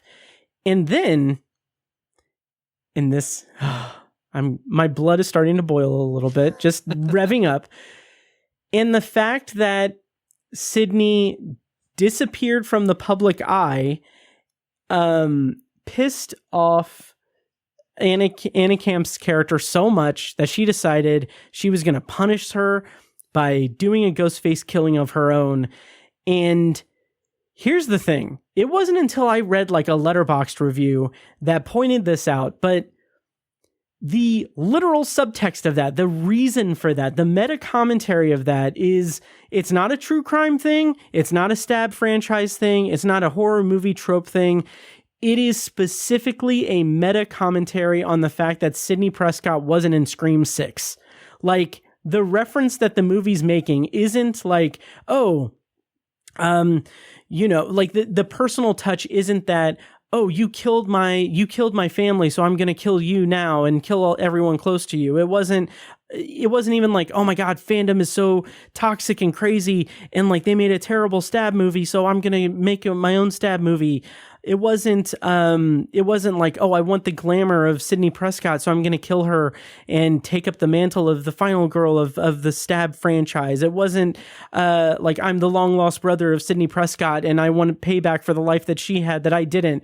It wasn't like I'm as obsessed with sequels and I'm a serial killer, but also Sidney Prescott's killed my son, so I'm going to kill her. It wasn't, me and my father had an affair with Sydney's mother, and so I killed her and everything, and because she ruined my life. Like, it wasn't any of that. It was Sydney wasn't in Scream 6, so I'm going to kill a bunch of people, and that's going to be the main motive. Like, not only is that just not objectively, subjective. Everyone has their opinion. That is a stupid fucking motive. That is beyond dumb. Not only that, but I feel like it does much more harm than good, because at the end of the day, if you take away the Scream 6 of it all, it being a meta commentary of that, what it comes down to is that this woman in this universe read another woman's self-help book that was about coming out of this traumatic experience, was growing out of this traumatizing multi-year, multi-event thing and escaping that. And her reaction to that was, oh, I'm going to kill people now. Like, in the universe of Scream and in the greater, like the macro view of everything, that's fucked up. It's fucked up to have like the character's like defining thing that makes her like completely healed from the trauma, as healed as she can be, have that be the motivator for, another Ghostface killing. Like, what are we doing here? Like, that just, it's so dumb, and it feels like unnerving in a bad way. It doesn't feel like it makes any logical sense, but it also feels like, oh, that's kind of gross. It's kind of gross. And it retroactively makes, Sydney's growth kind of a little tainted. So, yeah. I think they could have done something kind of interesting by having this woman have like some kind of parasocial relationship with Sydney. Yeah. Like, she loved her book. Maybe Sydney had a social media presence, and this woman glommed onto it and felt like connected to Sydney. And then when Sydney left all of that, she like grew bitter. Yeah. But the movie doesn't really suggest that happened at all. I feel like it does touch on that. I feel like that might be part of her like monologue and everything. And so I will say that if that is the case, I think I think you're right on the money that was maybe their actual intention with her motive and everything. It's just they did such a haphazard and poor job of developing her with that. It felt more like, and this is indicative of the entire movie really, but it felt like they had the unveiling of the ghost faces, and then they were just like, okay, we'll just tell the audience like what we were going for, and hope that the like 2 scenes that she's in conveys that. And like, they didn't do any work to actually build toward that. It's like, we get a scene where she apologizes for her creepy son asking about, wanting to start a podcast, which in and of itself is creepy. I'm kidding. But like, as the misdirect of that, and that's about it. And then she talks to Gail, and that's it. It's just, it's so frustrating. Yeah. Yeah, and like, if it is a meta commentary on, like Neve Campbell not being in Scream 6, like, that's really tone deaf, considering all the controversy around Melissa Barrera not being involved anymore, and like people dropping out of the franchise, and like Neve Campbell rightfully asking for more money, and that's why she hesitated to be in the franchise. Like, if Anna Camp's character if her motive is like representing people's bitterness about like Nev Campbell, like, you see what I mean? Like, it just feels like tone deaf. Oh, absolutely. Absolutely. And it feels like it's also maybe, I don't know if I would say downplaying, but it is also, it feels like it's kind of like it's pointing it's pointing a spotlight, or it's using a spyglass to point toward one controversy, so that the other controversy that has been an effective thing, I guess, isn't as focal a point. Like it's trading one more loud controversy and boycott and everything, in like turning away from that and pointing toward like, oh, remember this? And like, you remember this controversy where we lowballed Nev fucking Campbell for a Scream movie, and so let's make this movie all about that and show the audience, like, see, we're good now. We did it. She's back. You see her? Do you see her? But don't pay attention to, you know, the Melissa Barrera stuff or anything, because, you know, people are still a little hot over that. So, but look at Nev, and the twins are back too. That's so funny, because you're right. They are just like deflecting from one controversy to another. Like, Nev Campbell has had other issues with this franchise, and like, why point to them? Yeah.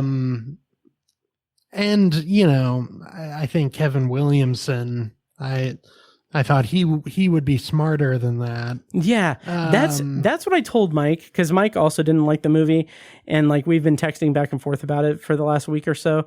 I had told him after I was like rewatching Scream 5 that, yeah, there's the whole, like, it's kind of crazy how Scream 7 is like the stab 8 of the franchise for me, because like, you have that scene in Scream 5 where they reference like, oh, the Knives Out guy made stab 8 and it sucked and everything, referencing Rian Johnson, poking fun at the Last Jedi stuff too. But like I told Mike that, you know, with everything that went on with the production of this, if they had hired, I would probably be able to swallow my disappointment with it a little bit better if they had brought on someone new to the franchise, someone like, if they brought like an outside hire, essentially, like someone who, like, I could be like, well, he or she, they don't get Scream, so that's why this one is bad. But like, Kevin fucking Williamson should know better. Like, that's what I keep coming back to, is he should know better, and this just wasn't in the cards. Yeah, and it just doesn't make sense from a character standpoint either. Like, if Anna Camp was so upset that Sydney kind of escaped the Ghostface tragedy, like, she also lived right next door to her. Yeah. And was seemingly friends with her. Mm-hmm. So, like, she was able to develop that relationship with her. Yeah. So, like, it doesn't really make sense. Right. From that aspect. It felt like such a, like, Scooby-Doo unmasking, like, just random, and like, the motive didn't make sense. Like, I mean, what Ghostface does is pretty brutal and like pretty extreme. So like, the motive better like be good. Oh yeah. Yeah, right. Bare minimum. Something I will say that I actually really was kind of not choked up by, but I was pretty taken with, was the end of the movie after everything's all done. Sydney has that scene with Tatum where I think that they wanted, for as much as they didn't focus enough attention on the meta commentary that they were trying to make, or they didn't pick a meta thing that they wanted to stick to, so they threw a couple of things at the wall. And as much as they just completely squandered the AI stuff and the Matthew Lillard and Scott Foley and Laurie Metcalf stuff of it all. I think that at its heart, that mother-daughter relationship is fairly strong, and I really liked what I assume is an intentional nod to Rose McGowan at the end, because we've got Tatum is upset because she because Sydney hasn't let her into like the truth of her life, and she sees that as like, you named me after someone who died because you don't think that I'm a fighter. You don't think that I could survive something like this, so you've shielded me from it. Like all of that. That's some pretty hefty stuff. But the end of the movie, it's so beautiful and wonderful. The way that Sydney is like, Tatum was my best friend. She was not afraid of anything. She was 10 times the person I could ever be, like whatever, like big platitude she gave and everything. And I named you after her because she was an incredible person, and I want you to be an incredible person, whatever. But what I love about that as like the social commentary aspect is that, I feel like that's maybe a loving nod to Rose McGowan, who has made like, she has been outspoken and an activist with like the Harvey Weinstein stuff and the Me Too movement and everything. And I kind of feel like maybe that's a reference to like a nice little nod there, which I think is an interesting, if that is intentional and everything, is an interesting, not correction, but an interesting thing to move away from the grossness of the social commentary in Scream 3, which brief tangent, because we're almost out of time. Which there are people online who are like, "Oh my God, Scream 3 is such a masterpiece. It's so misunderstood. Look how great it is because it was produced by Harvey Weinstein, but they're making fun of Harvey Weinstein right under his nose. They're pointing the finger at Hollywood and all of the secret sexual assault stuff. That's so great."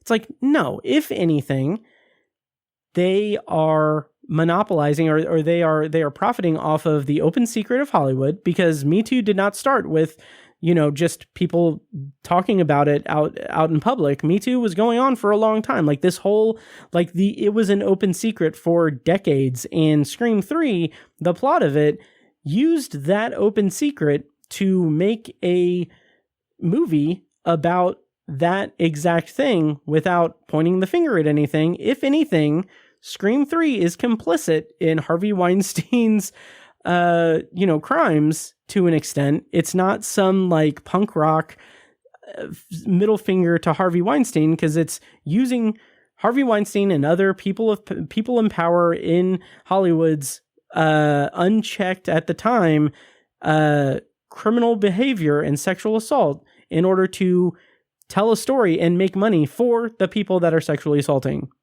people. So anyway, Scream 3 is still watchable, but it's not the masterpiece that people make it out to be.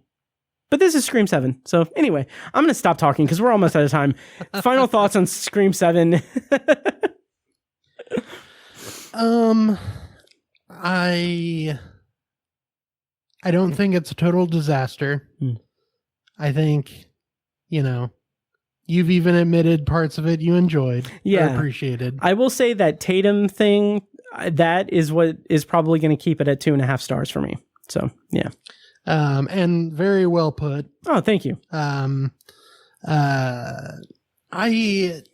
enjoyed watching this movie. It's not one that I'm most anxious to revisit. But I'm sure I will watch it at least a few more times. Yep. And I think that just Same. I think that speaks to, the strength of this series. The reveal of the killers is very lame. Mm-hmm. It didn't ruin the whole movie for me.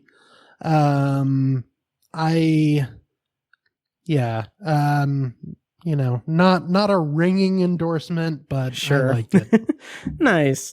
I didn't like it. I'm going to see it numerous times. I'm going to be excited when Scream 8 comes out, inevitably. Oh, me too. Yeah. So, so that's the review of Scream 7. Again, I rated it 2.5 stars on Letterboxd. Follow me at Obsessive Viewer. Sam rated it 3 stars. Follow him at Sam Movie Man.